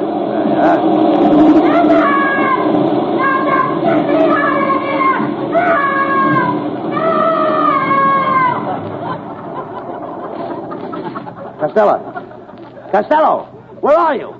I'm right. Speak to me. Where are you? I'm right here, Abbott. But all I can see is a little puddle of water. Well, don't step in it. It's me.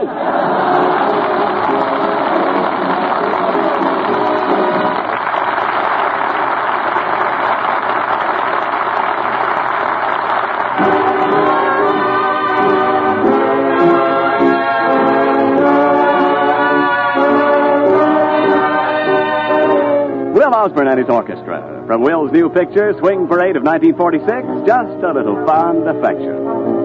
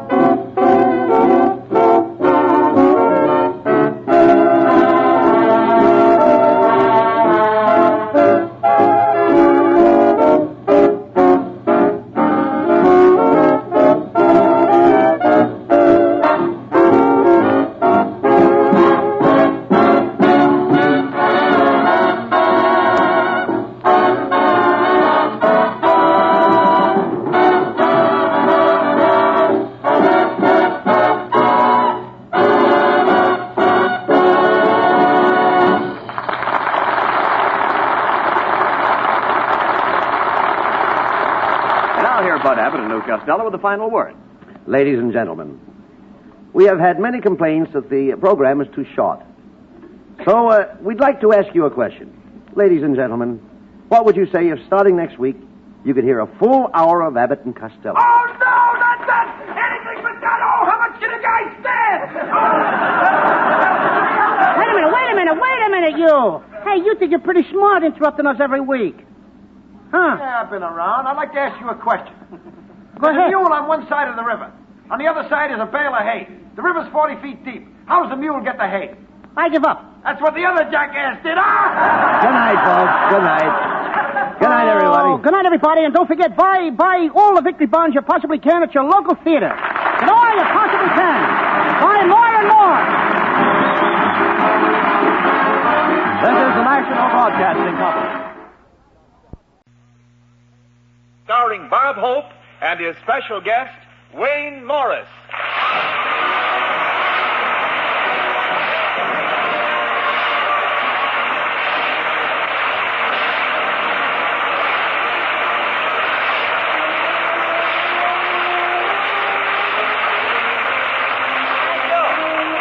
Thank you very much. How do you do, ladies and gentlemen? This is Bob broadcasting from San Francisco Hope.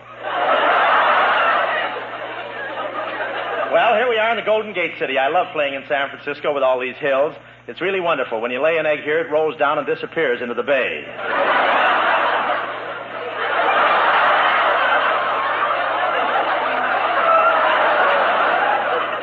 The dogs here in San Francisco don't have their tails clipped. They just wear them off going down the hills.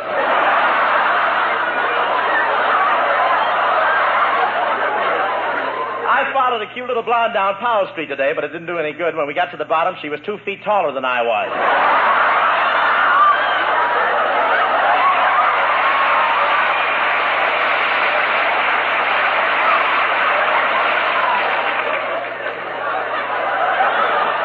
And Market Street is really something. Big buildings on each side, 6 streetcars in the middle, and a sidewalk on the other side if you live.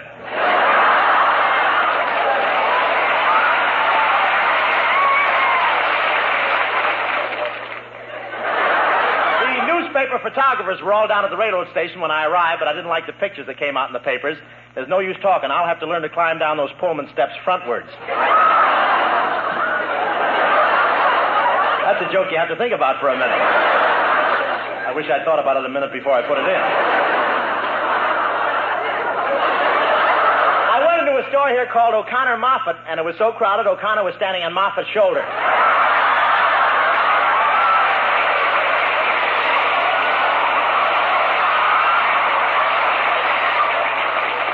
O'Connor was standing on Moffat's shoulders, and they were both wearing the same suit. I won't say the store was jammed, but before I got through the revolving door, 3 of my ribs had been gift wrapped.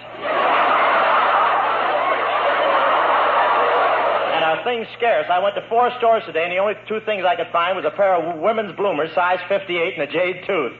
After all, what can I do with a jade tooth?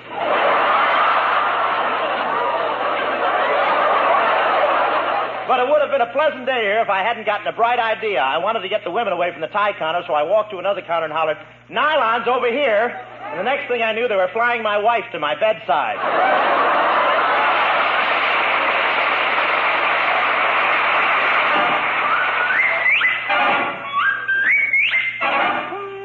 It's a chicken! It's a crow! It's a buzzard! Run for your lives, it's Kelowna.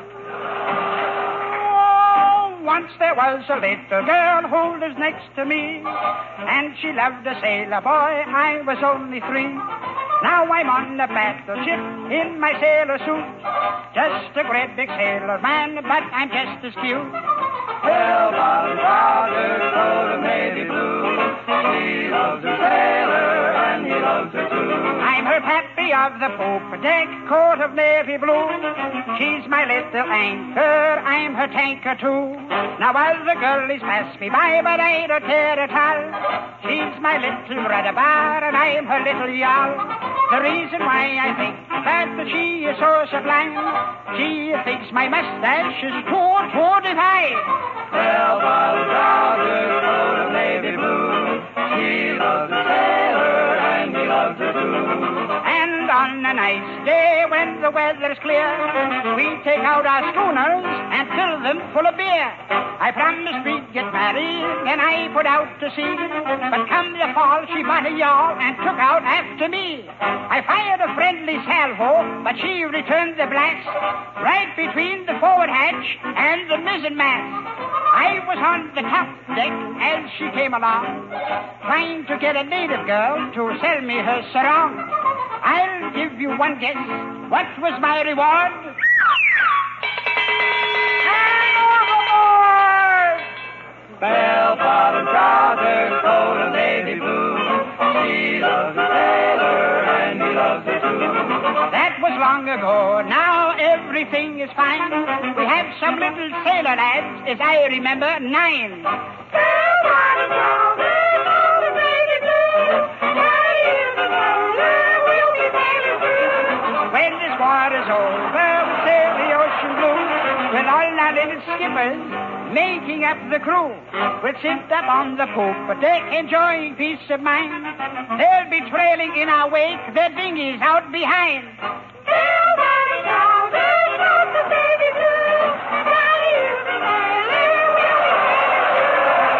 If I look bowling at a glance, you mustn't blame it upon my stance. Blame it on those big bell-bottom pants.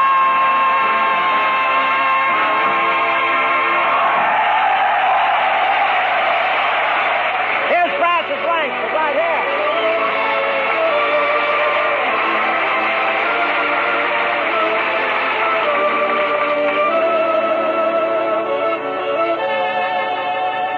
I'm as restless as a willow in a windstorm.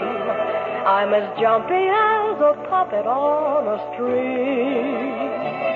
I'd say that I had spring fever, but I know it isn't spring.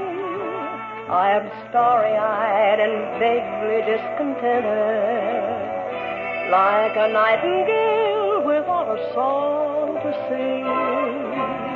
Oh, why should I have spring fever when it isn't even spring? I keep wishing I were somewhere else, walking down a strange new street, hearing words that I have never heard from a boy I've yet to meet.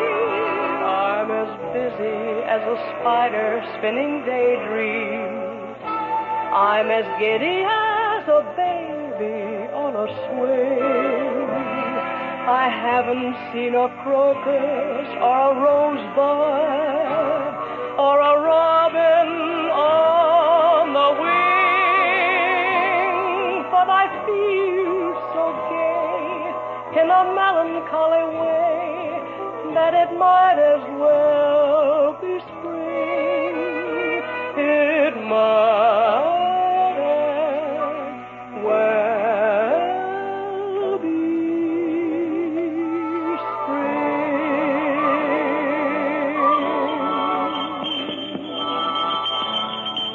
Well, here I am driving over to my girl's house. Maybe snowing, but it's always spring to me when I'm with Francie. Boy, I'm really living tonight. Francis's kisses are intoxicating, and I'm in a lost weekend mood. Funny that I go courting Francie in this sleigh. It's the same one in which Pa courted Ma. He begged and begged her all winter to marry him, and she had to wait until the spring thaw set in to answer. And she couldn't say yes any. She was so cold her teeth just chattered yes in Morse code. Well, here's Francie's house. Whoa, Dobbin. Is Francie home, Miss Langford? Yes, Robert, but I don't want you tracking up my carpet. Before you come in, sit down and clean that snow out from between your toes.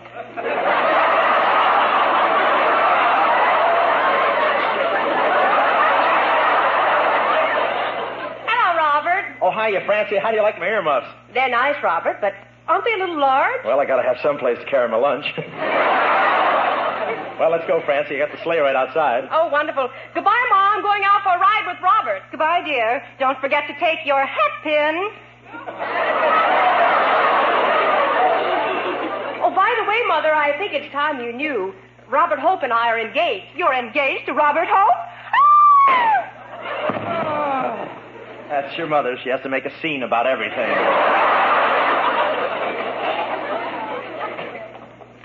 Gee, it's still snowing. It must be getting deep. Yeah, if it keeps up all night, I'll have to put a shorter string in my yo-yo.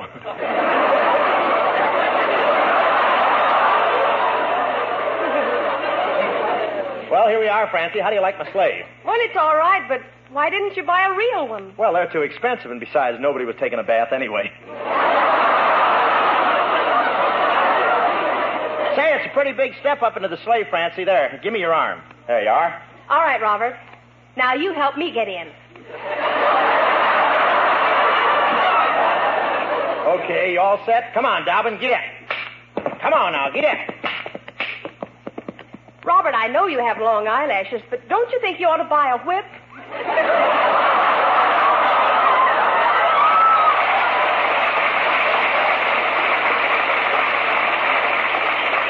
Yeah, but this way my mascara dries faster. Isn't it wonderful riding along like this, Robert?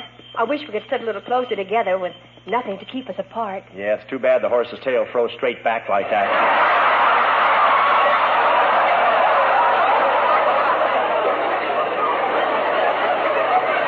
Where are we going, Robert? I made an appointment with a real estate agent to look at a cottage. After we're married, Francie, just think, you can spend your honeymoon there. Me? Aren't you going to spend the honeymoon with me? Well, shucks, if you don't think I'd just be in the way. Oh, Robert, won't it be wonderful when we're married? Just you and I together. You helping me with the dishes, helping me with the cooking, helping me with the laundry. Yeah, I'll say I'll even help you deliver it.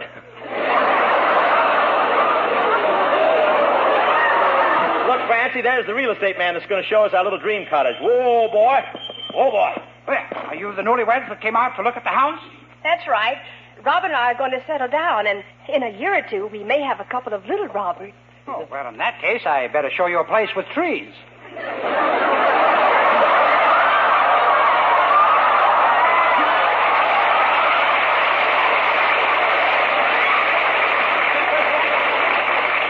So you two are going to get married, eh? Are we? Tell him, Francie, who's itsy-bitsy poopsy whoopsy is ooh? Why, I'm your itsy-bitsy poopsy wootsy, Robert. And whose itsy-bitsy poopsy whoopsy are you? Well, I'm your itsy-bitsy poopsy whoopsy. Marry a crazy wazy or something? Ah, love, I was just married myself today. What a lovely, delightful bride. I kissed her for 3 hours without stopping. You kissed her for 3 hours without stopping. How come? Our mustaches froze together.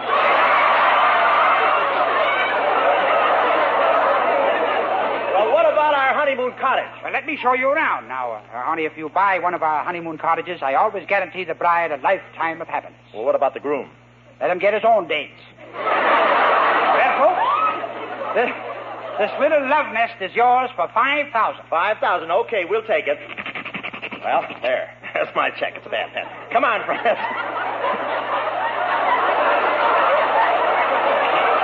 What are you using, a nail, kid?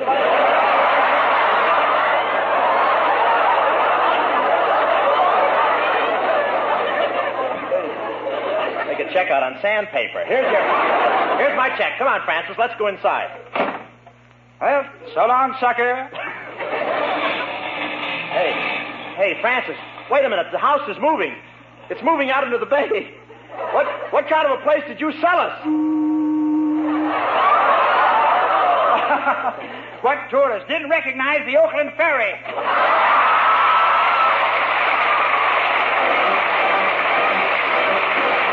Here, Skinny in it.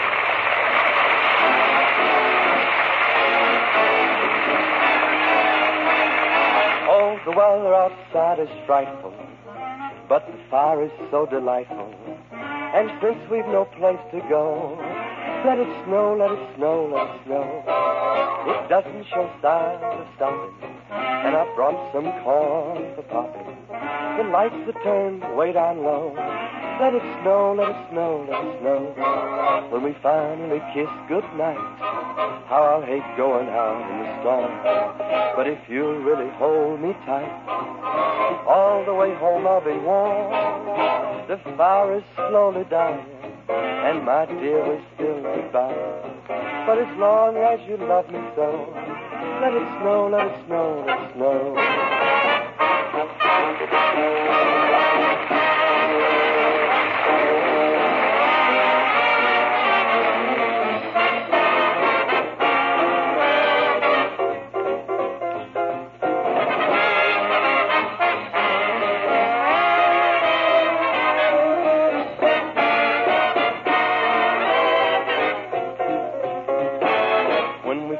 Kiss goodnight, how I hate going out in the storm. But if you really hold me tight, all the way home I'll be warm. The fire is slowly dying, and my dear, we're still goodbye. But as long as you love me so, let it snow, let it snow, let it snow.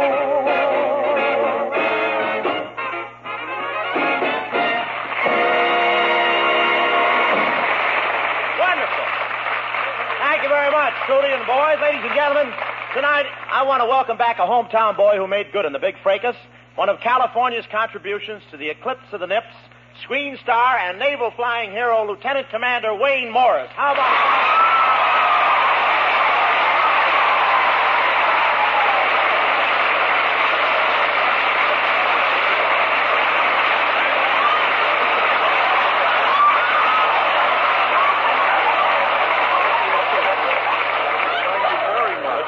Playing with you? Well, you get those shoulders. Thanks very much. I am happy to be here in San Francisco. Very happy. Very happy? Yes. You're a Los Angeles boy, aren't you? Huh? Yes. I was born in Los Angeles, but for a while I came up here and lived in San Francisco. Oh, really? Were you a freelance agent or a member of the regular underground? As a matter of fact, I do come from Los Angeles, Bob. In fact, I lived right next door to Betty Grable until I was 10 years old, and my folks moved away. Well, why'd they do that? Well, my wisdom teeth were coming in a little bit too fast.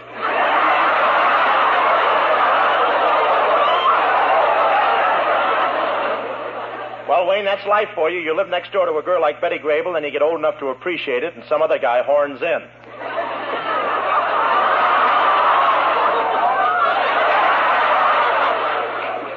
Yes, it's too bad it wasn't you. You could have given him some competition.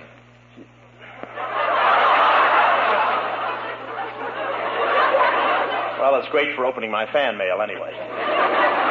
I've been looking around the town. San Francisco has really changed a lot lately, hasn't it? Yeah, the civilians are walking on the sidewalks again. Say, you were a lieutenant commander, weren't you, Wayne? Just what is that? Well, that's a rank about halfway between Nimitz and Popeye. Popeye, that's a sailor in San Francisco on a windy day. But, Wayne, I understand. Come along, we'll have fun. Wayne, I understand you had 3 planes shot out from under you. Say, did you ever get the feeling you weren't coming back? Never, Bob. I always knew I'd come back. I had to come back. Well, what made you so sure? Warner Brothers had it in my contract. Well, it's nice to have it. Who's that? That's like a mic fixing a mic, isn't that something? Skinny Ennis came up and adjusted the mic. What, are you picking up a little side money, kid? Unions are pretty strong up here, you know. What do you want, Cap? Okay, let's move on. This got a nasty look from the producer. Where are we here? Oh, yes, there. Well, you said Warner Brothers had it in my contract. Then I say...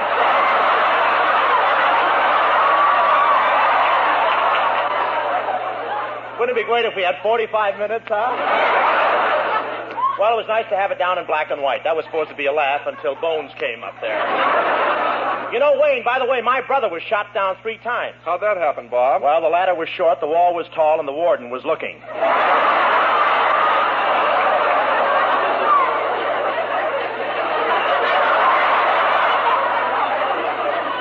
You're out, Wayne. I suppose you're going back to Warner Brothers.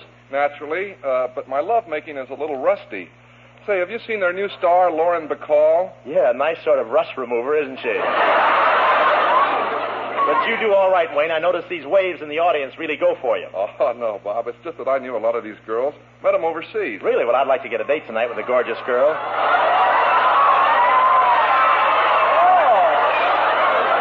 Got memories, huh?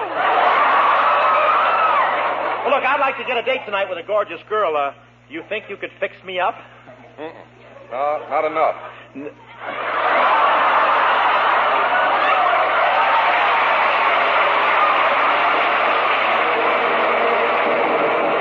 It's only paper moon sailing over a cardboard sea, but it wouldn't be make-believe if you believed in me. Yes, it's only a canvas sky hanging over a muslin tree, but it wouldn't be make-believe if you believed in me. Without your love, it's a honky-tonk parade. Without your love, it's a melody played in a penny arcade. It's the Barnum and Bailey world, just as phony as it can be. But it wouldn't be make-believe if you believed in me.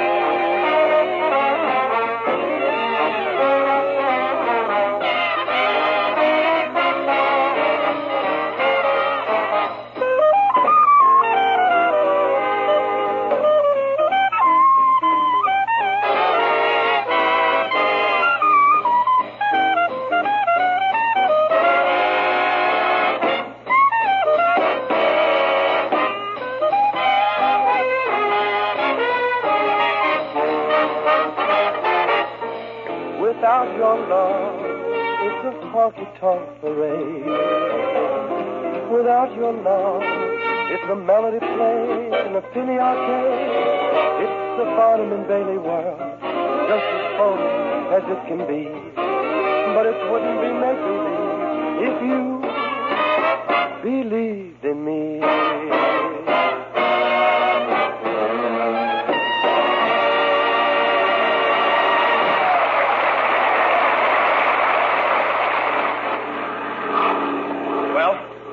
I think I'll call the pilot on the intercom. Gunner to pilot. Gunner to pilot.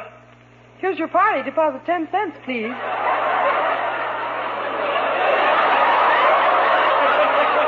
Boy, they really found jobs for those waves, didn't they?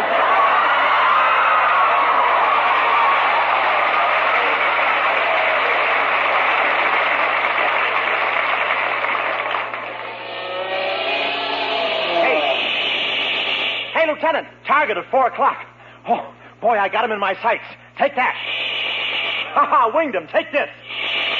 And this. And this. I got him! I got him! I got him! Oh, that's nice work, Hope. That's the third seagull you've downed today.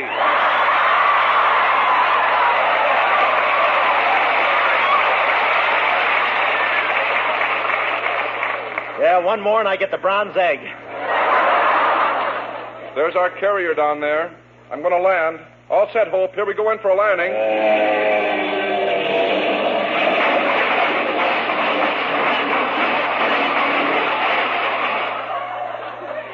Well, I think it'd have been better if we'd let both wheels down. Jiggers, here comes the skipper. Attention, men. Who was flying that plane? I said who was flying that plane. Speak up. Don't stand there pointing at each other. I was flying it, Commander Ennis. Oh, you again, huh? Every time you land, you crack up a plane. What made you do that? I used to run a parking lot on Powell Street. Sir? And none of your lip, Lieutenant. None of your lip. Ensign. Seaman. Civilian.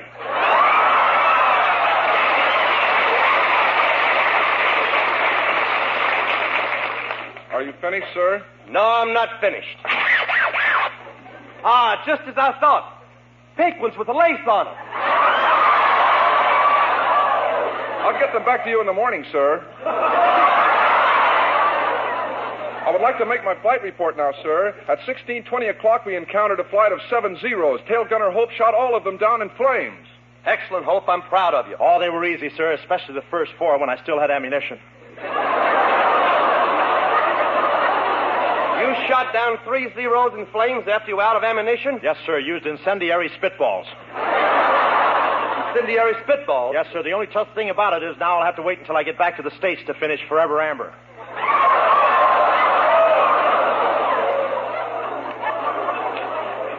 Gentlemen, in view of your achievements, I have these medals, presidential citations. These presidential citations arrived from Alabama only this morning. From Alabama? Yes, Alabama, gentlemen. A toast to Jefferson Davis. All right, men, dismiss. All right, men, come and get it. You spam spaniels. Hello, are you the chef? Well, I don't always sift flour through my mustache. Boys, before you eat, how about a drink? A drink? Yes, I'll mix up one of my specialties, a Knob Hill cocktail. A Knob Hill cocktail. Is it strong? Strong. One drink and your knob goes over the hill. Hey, now I've got a surprise for you, men. When you eat your plum pudding, one of the portions will have a beautiful 10-carat diamond ring in it. Gee, I hope I'm the lucky guy. Wait a minute. The cook made the pudding, and he'll take the portion with the ring for himself. Oh, nonsense, Hope. I'm an honest man. I wouldn't stoop to such low tactics just for a little old 10-carat diamond ring. Well, let's start eating and see who the lucky man is.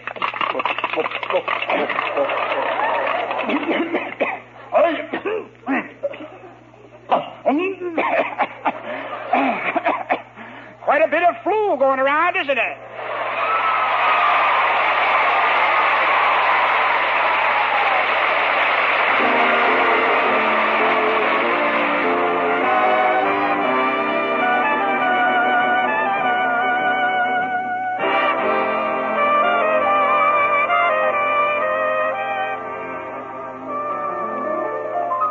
I ran around with my own little crowd.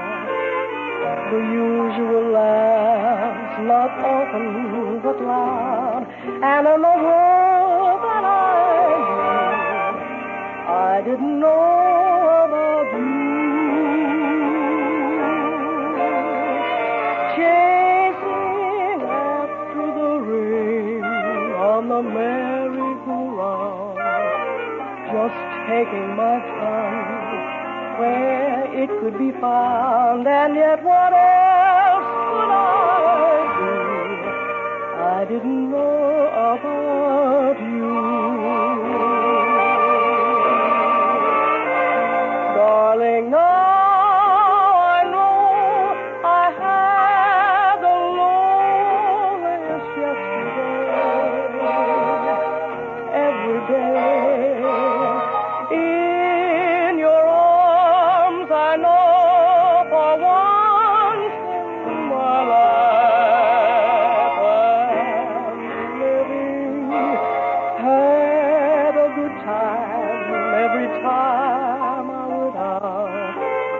Romance was a thing I kidded about, but how could I know about love? I didn't know about you.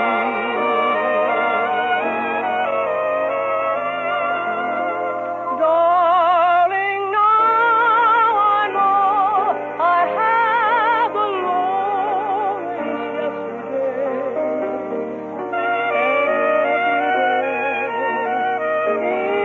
in your arms, I know for once in my life I'm living. Had a good time every time I went out. Romance was a thing I kidded about. How could I know?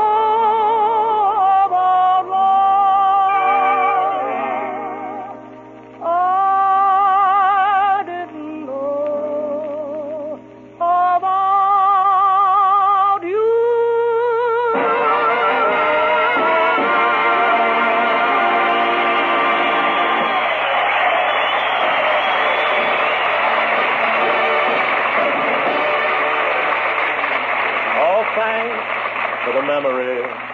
Okay. Thank you very much, Wayne Morris, for being with us tonight. And all you people here, thanks for the memory of a swell visit in one of America's favored and one of our favorite cities.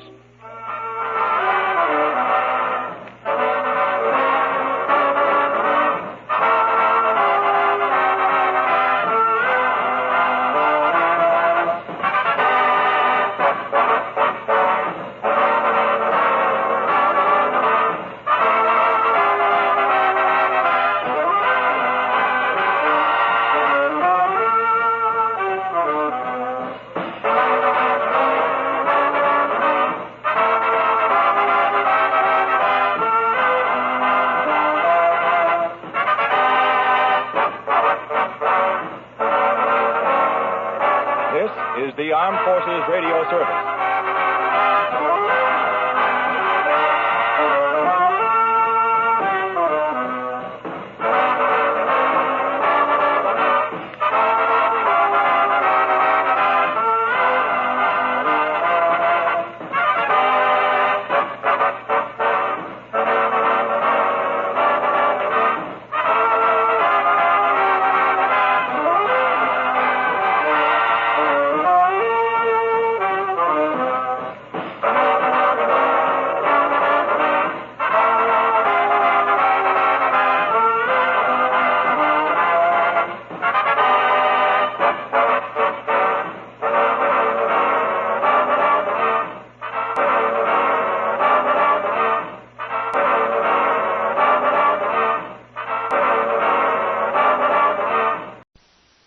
The Johnson Wax Program with Fibber McGee and Molly.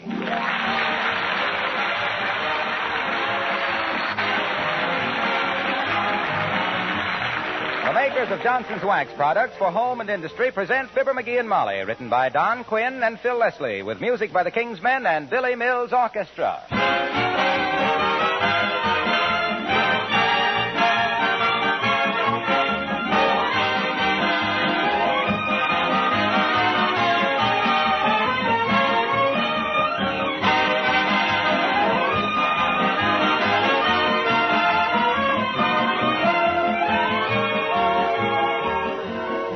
What two things are you most anxious to have in your home? Aren't they beauty and cleanliness? Well, think for a moment how easily and inexpensively you can have both beauty and cleanliness just with an occasional application of genuine Johnson's Wax to your floors, furniture, and woodwork. A rich, mellow, polished wax surface is a thing of beauty in itself.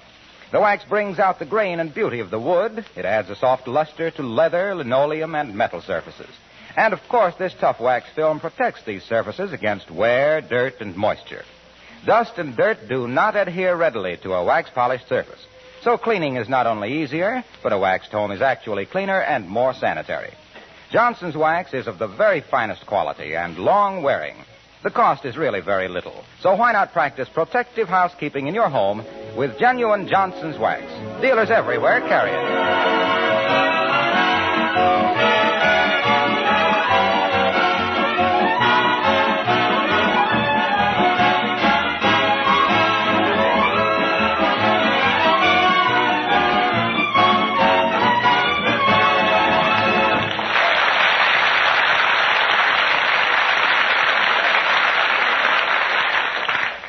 there are certain people who simply won't admit that nature does anything right.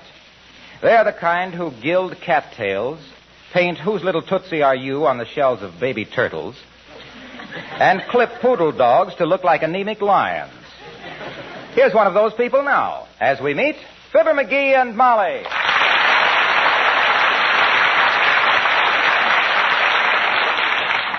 Hey, Fred, how much you charge me to paint this Christmas tree white? Why do you want it white, McGee? What do you mean, why do I want it white? You got 100 trees in this lot you've painted white. Yeah, and I think they're horrible. What? Some people like them that way. Never mind the artistic comment, Fred. How much? $10. $10? To spray a little white paint on this half-pint tree? Who do you think you are, Rembrandt? Looky here. Maybe you didn't understand, Fritz. I want this tree painted white, not gold-plated. $10. You're a pirate, and I'll bet you've made $200 already today. You're a cheapskate, and I've made $340. You're a robber, and you want to sell a half interest in this joint? You're a stoop, and I wouldn't sell my own mother a half interest. You're a low-down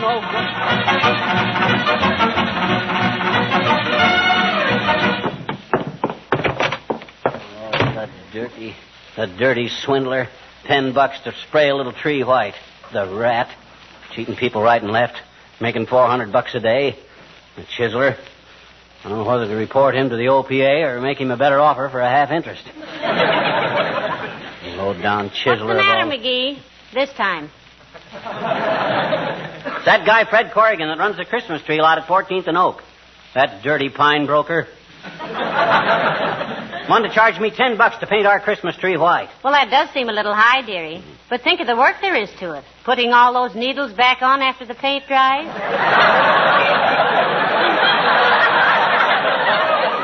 They don't take the needles off. They just spray the trees. Whoosh, whoosh, whoosh. That's all there is to it. Well, if whooshing will make it so, why don't you do it yourself? If it's a $10 job, I can't afford to pay myself that much. Besides, I haven't got a paint spray, so... Hey, haven't we got a paint spray attachment on the vacuum cleaner? Oh, dear. Oh, my gosh, I can have that tree painted white before you can say, don't it look awful? Now, McGee, please, I realize we need the house painted, but not on the inside. Let's leave the tree green. Oh, you'll love a white one, Snooky. It's the modern thing. Nobody uses green trees anymore. They're outmoded. You don't say. Well, tell me, Salvador. What color snow are people using this year? Chartreuse? No kidding, Molly. White Christmas trees are all the rage. Everybody. They must be. They throw me into one. Now, look, sweetheart, just put the tree up and trim it. I love a green Christmas tree. Don't you, Alice? Don't I what, Mrs. McGee? Look, Molly, I'll put it up to Alice fair and square and let her give an opinion. Here's the preposition, kid. If you were going to have a Christmas tree, which would you rather have? A dusty, drab, dirty old green one or a bright, snappy, glistening white one? Which, Alice? Mistletoe. Mistletoe. What an answer. Well, jeepers, don't you like to hang up a little bouquet of mistletoe, Mr. McGee? Oh, he's too shy, Alice. I am not shy. What good is mistletoe? Catch somebody under it, and it's either somebody you can kiss anyway, like your wife, or you get a slap in the chops before you can point up to it. Mistletoe, bah. That's just poison ivy with berries. Well, we'll put some up, Alice, and you'll see who manages to spend most of his time loitering around beneath it. Yeah. But honestly now, dear, do you like a white Christmas tree? Well, I like them all, Mrs. McGee. I don't care if they're purple. Gertrude always has a white one, though, and she likes them. Who's Gertrude? We know her. Oh, she's the boy who always rides past here in the cream-colored Cadillac and honks his horn, sister. Oh,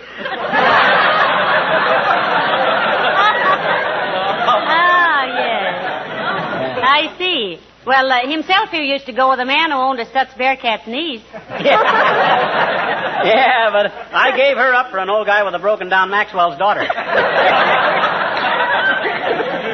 But honestly now, Alice, don't you really prefer a white Christmas tree? Well, I got awfully tired of them, Mr. McGee. When I was a little girl, my father gave us kids some little tiny paintbrushes and told us to paint a Christmas tree white. Heavenly days. Wow. It must have taken you children a long time to paint a tree with little brushes.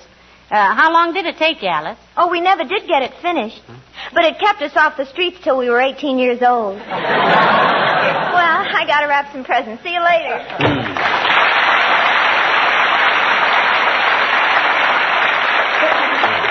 Bright kid.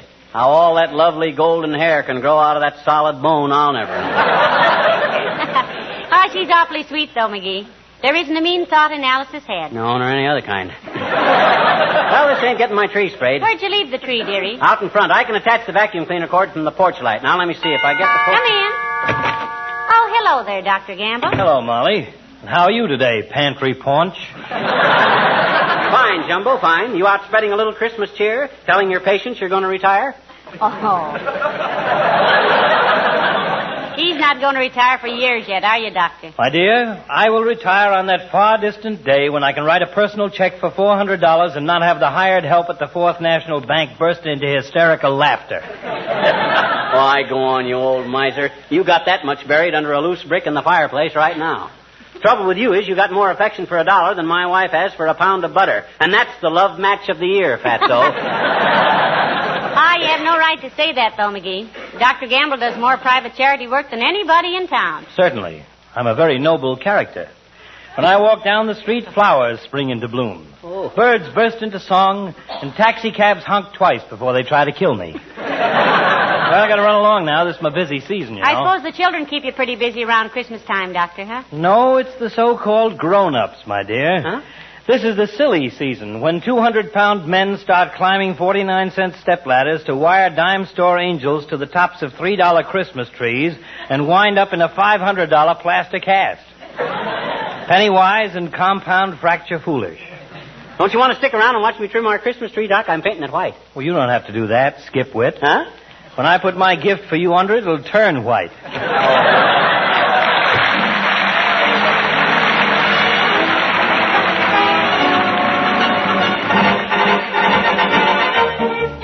Billy Mills and the orchestra and the Parade of the Wooden Soldiers.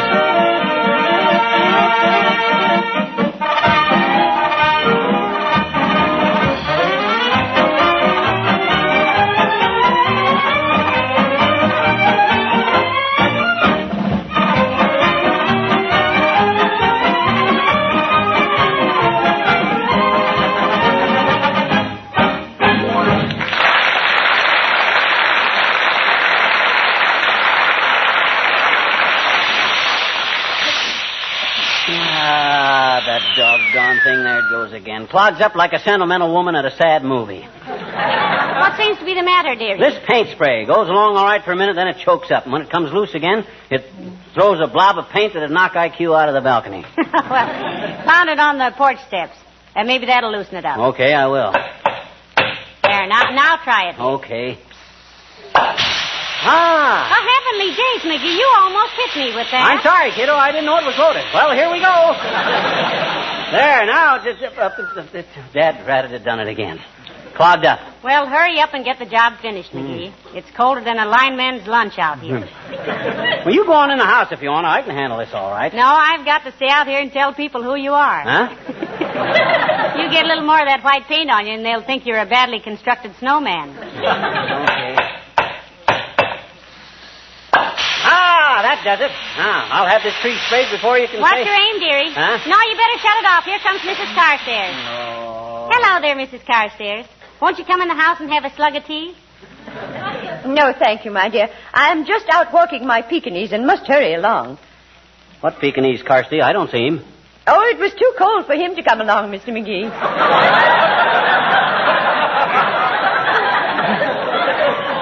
But as long as one of us goes out, he's satisfied. It's really a sweet little dog, Millicent, from what I've seen of him. Personally, I wouldn't have one of them four-legged dust mops as a gift.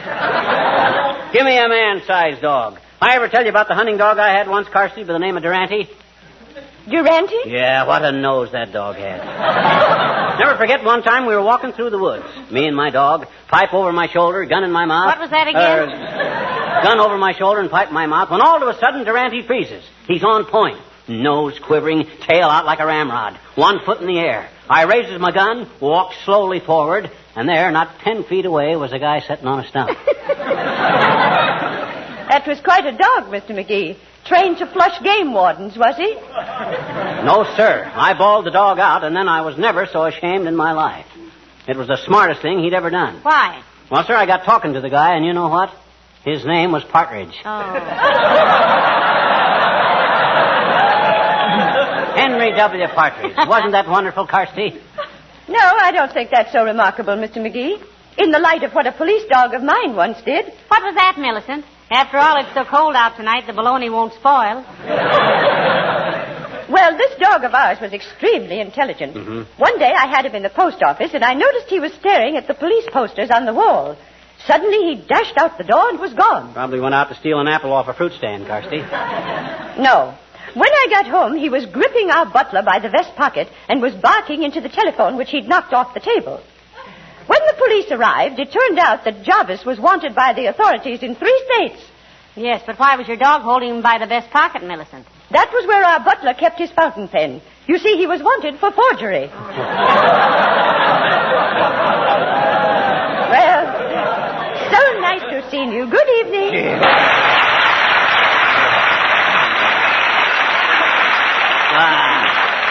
Who does she think she's kidding? I don't believe a word of that stuff. I'll bet she made that whole thing up. Well, never mind her, dearie. Get busy with that paint before it freezes solid, will you? Oh, gee, it might at that. Well, back to work. There she blows. Yeah. Stopped up again, McGee? Yeah, the doggone thing. I only got about a third of this tree sprayed, too. Maybe if... Hey. What? How could Carstairs' dog be gripping the butler by the vest and barking into the phone at the same time?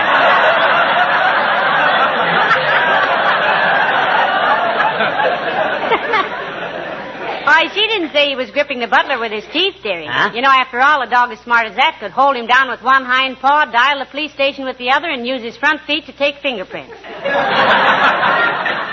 Yeah, maybe, but how she... Oh, well, why should I worry? That's better yet. You're getting more paint on yourself than you are on the tree, McGee. Well, the wind keeps changing. They ought to make these paint sprays with a weather vane on them. By George, hip. Oh, dear. In the time you've taken to get this tree a dirty gray, pet, I could have whitewashed the Kaibab National Forest with a flip gun. Well, doggone it, I don't see... Hello, folks. What's going on here? Hello, Mr. Wilcox. Hi, Junior. Pull up a front step and give yourself a 3-point landing. If you want your Christmas tree painted white, Mr. Wilcox, trot home and get it. Yeah, I won't be out here very long, Junie, as soon as I adjust the nozzle on this paint. Hey, wait a spray, minute, Mac. Do you mean to stand there like a front man for Painter's Colic and tell me you're actually going to ruin that pretty little tree with white paint? Ruining that refugee from the forest primeval? Despoiling a magnificent evergreen? Skip the dramatics, Junior. We know you memorized Evangeline in high school. And you played the heavy in the Chautauqua Company of Rebecca of Sunnybrook Farm, too, didn't you, Mr. Wilcox? The juvenile lead, if you please. I also had 3 seasons of Shakespeare. A likely story. When you play Shakespeare, son, that's when Othello needs a friend.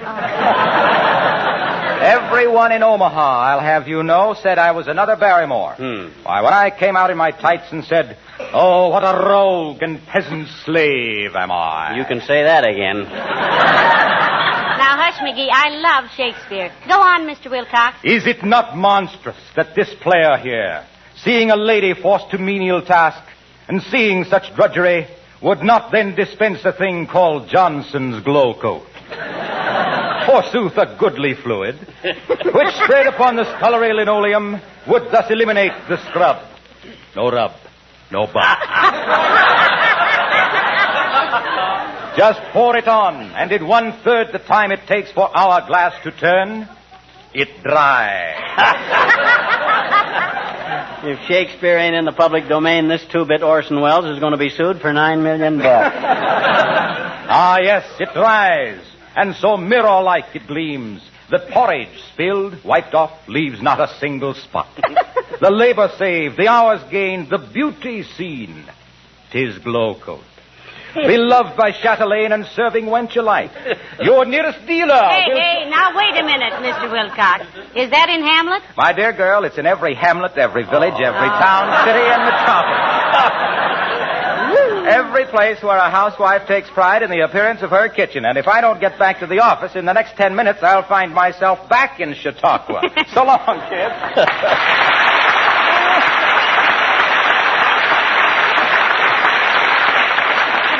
There goes the biggest ham I've seen since Blue Boy went to the state fair. He better be careful or he'll wind up on a platter with an apple in his mouth. Now, but this ain't getting my tree sprayed. Well, hurry up. You almost got it done now. Yeah. Let's see. I get her all loosened up good.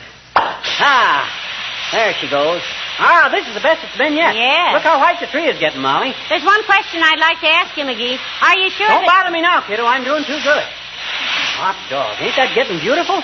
I finally got this spray gun working perfect. I know, but look, McGee, I've been wanting to ask you if... Waiter, Tootsie, waiter. I'm just about finished now. Just up there a little bit. Oh, gee, I'm through. All done. And believe me, that's the whitest white Christmas tree you'll ever see.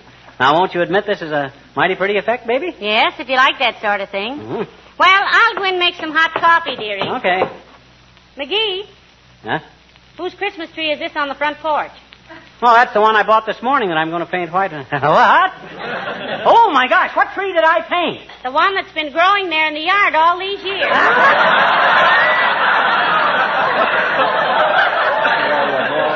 Bring in the vacuum cleaner when you come. Of all that dead. If I ain't the dumbest bloke that ever drew breath. A wise guy. A know-it-all. Can't tell one tree from another, one that's growing and one that ain't. I'm a saphead. I'm a brainless, incompetent, ham-handed butterfingers. If I wasn't so stupid, I'd never let me sit here and insult myself like this. Dad rat the dad. Hi, mister. What's the matter? I know that voice. Is that you, Teeny? Sure is, I betcha. What you sitting there with your head in your hands for, mister? Got a headache? Want me to get you an aspirin, Want me to, No, thanks, sis. Medicine won't touch the kind of headache I got. I just busted my ego in 4 places. Gee, I'm sorry, mister. Yeah. Oh, boy. Who did that? Huh? Who did what? Who painted that tree white? Gee, is that ever beautiful? Yeah, but that ain't the one And it's growing right there in your yard. Yeah, you see, I got a little confused. And I Oh, thought Mr. McGee, you're wonderful. Huh? I am? You're the nicest man in town, I bet you. You put your Christmas tree right out in the front yard where everybody can share it with you, didn't you?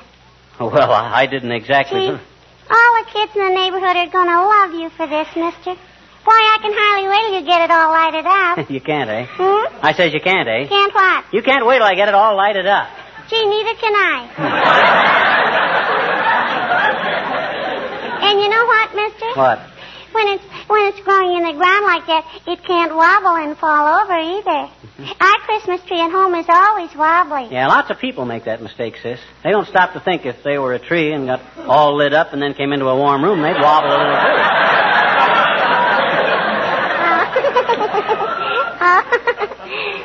Skip it. So you think it looks all right out here in the front yard, huh? Oh, boy. I'll say. Now all the little children that haven't got Christmas trees can come and see yours, can't they? Yeah, I kind of planned to get a lot of little bags of candy and stuff and let the kids help themselves Christmas Eve, sis. I just planned that. Think they'd like that? Gee, will they ever? And us kids will sing. Sing what? You know, the song we sing for you every Christmas time. 'Twas the night before Christmas, the one we just recorded. Oh. Would you like to hear it now, mister? Would you? Yes. Yes, I believe I would, sis. Okay. Hey, Kenny, Johnny, Buddy, Randy, come here. He wants to hear it, all right.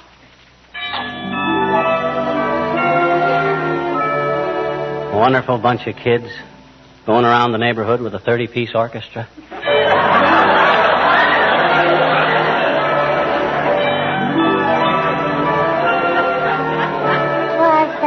Before Christmas and all through the house, not a creature was stirring, not even a mouse. The stockings were hung by the chimney with care, in hope that St. Nicholas soon would be there. The children were nestled all warm in their wee little bed, while visions of sugar plums danced in their wee little heads. Mama in her kerchief and I in my cap had just settled down for a long winter's night.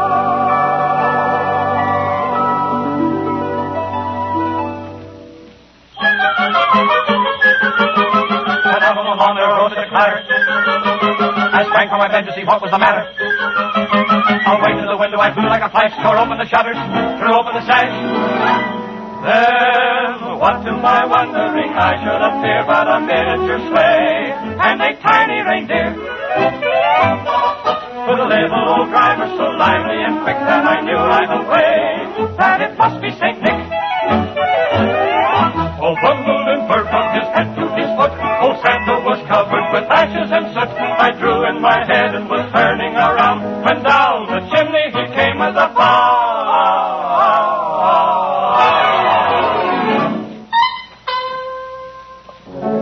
His eyes, how they twinkled.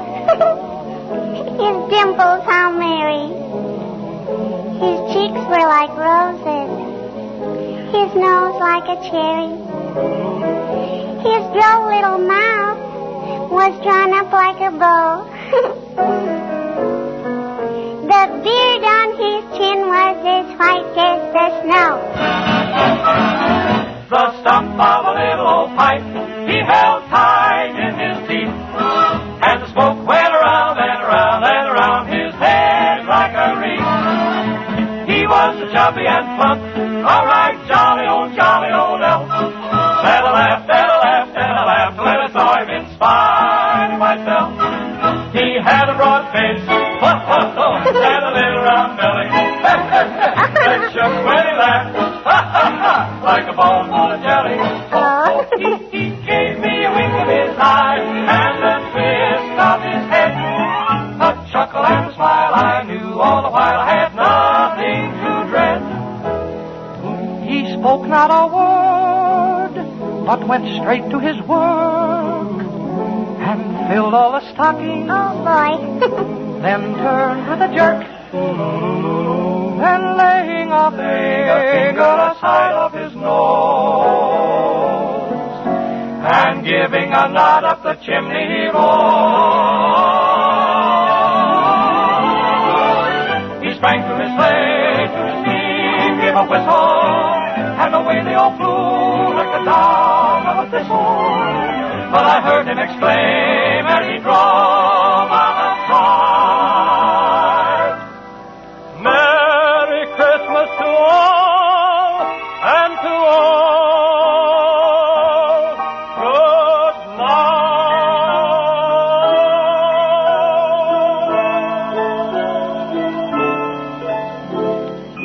Oh, is he gone? In the night after Christmas and all through the house, not a creature is stirring, not even a mouse.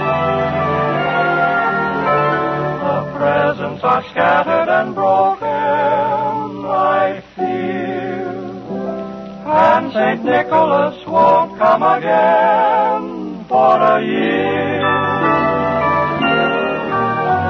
The children are nestled all warm in their wee little bed. While memories of sugar plums dance in their wee little heads. Mama in her kerchief and I in my cap are settled at last for a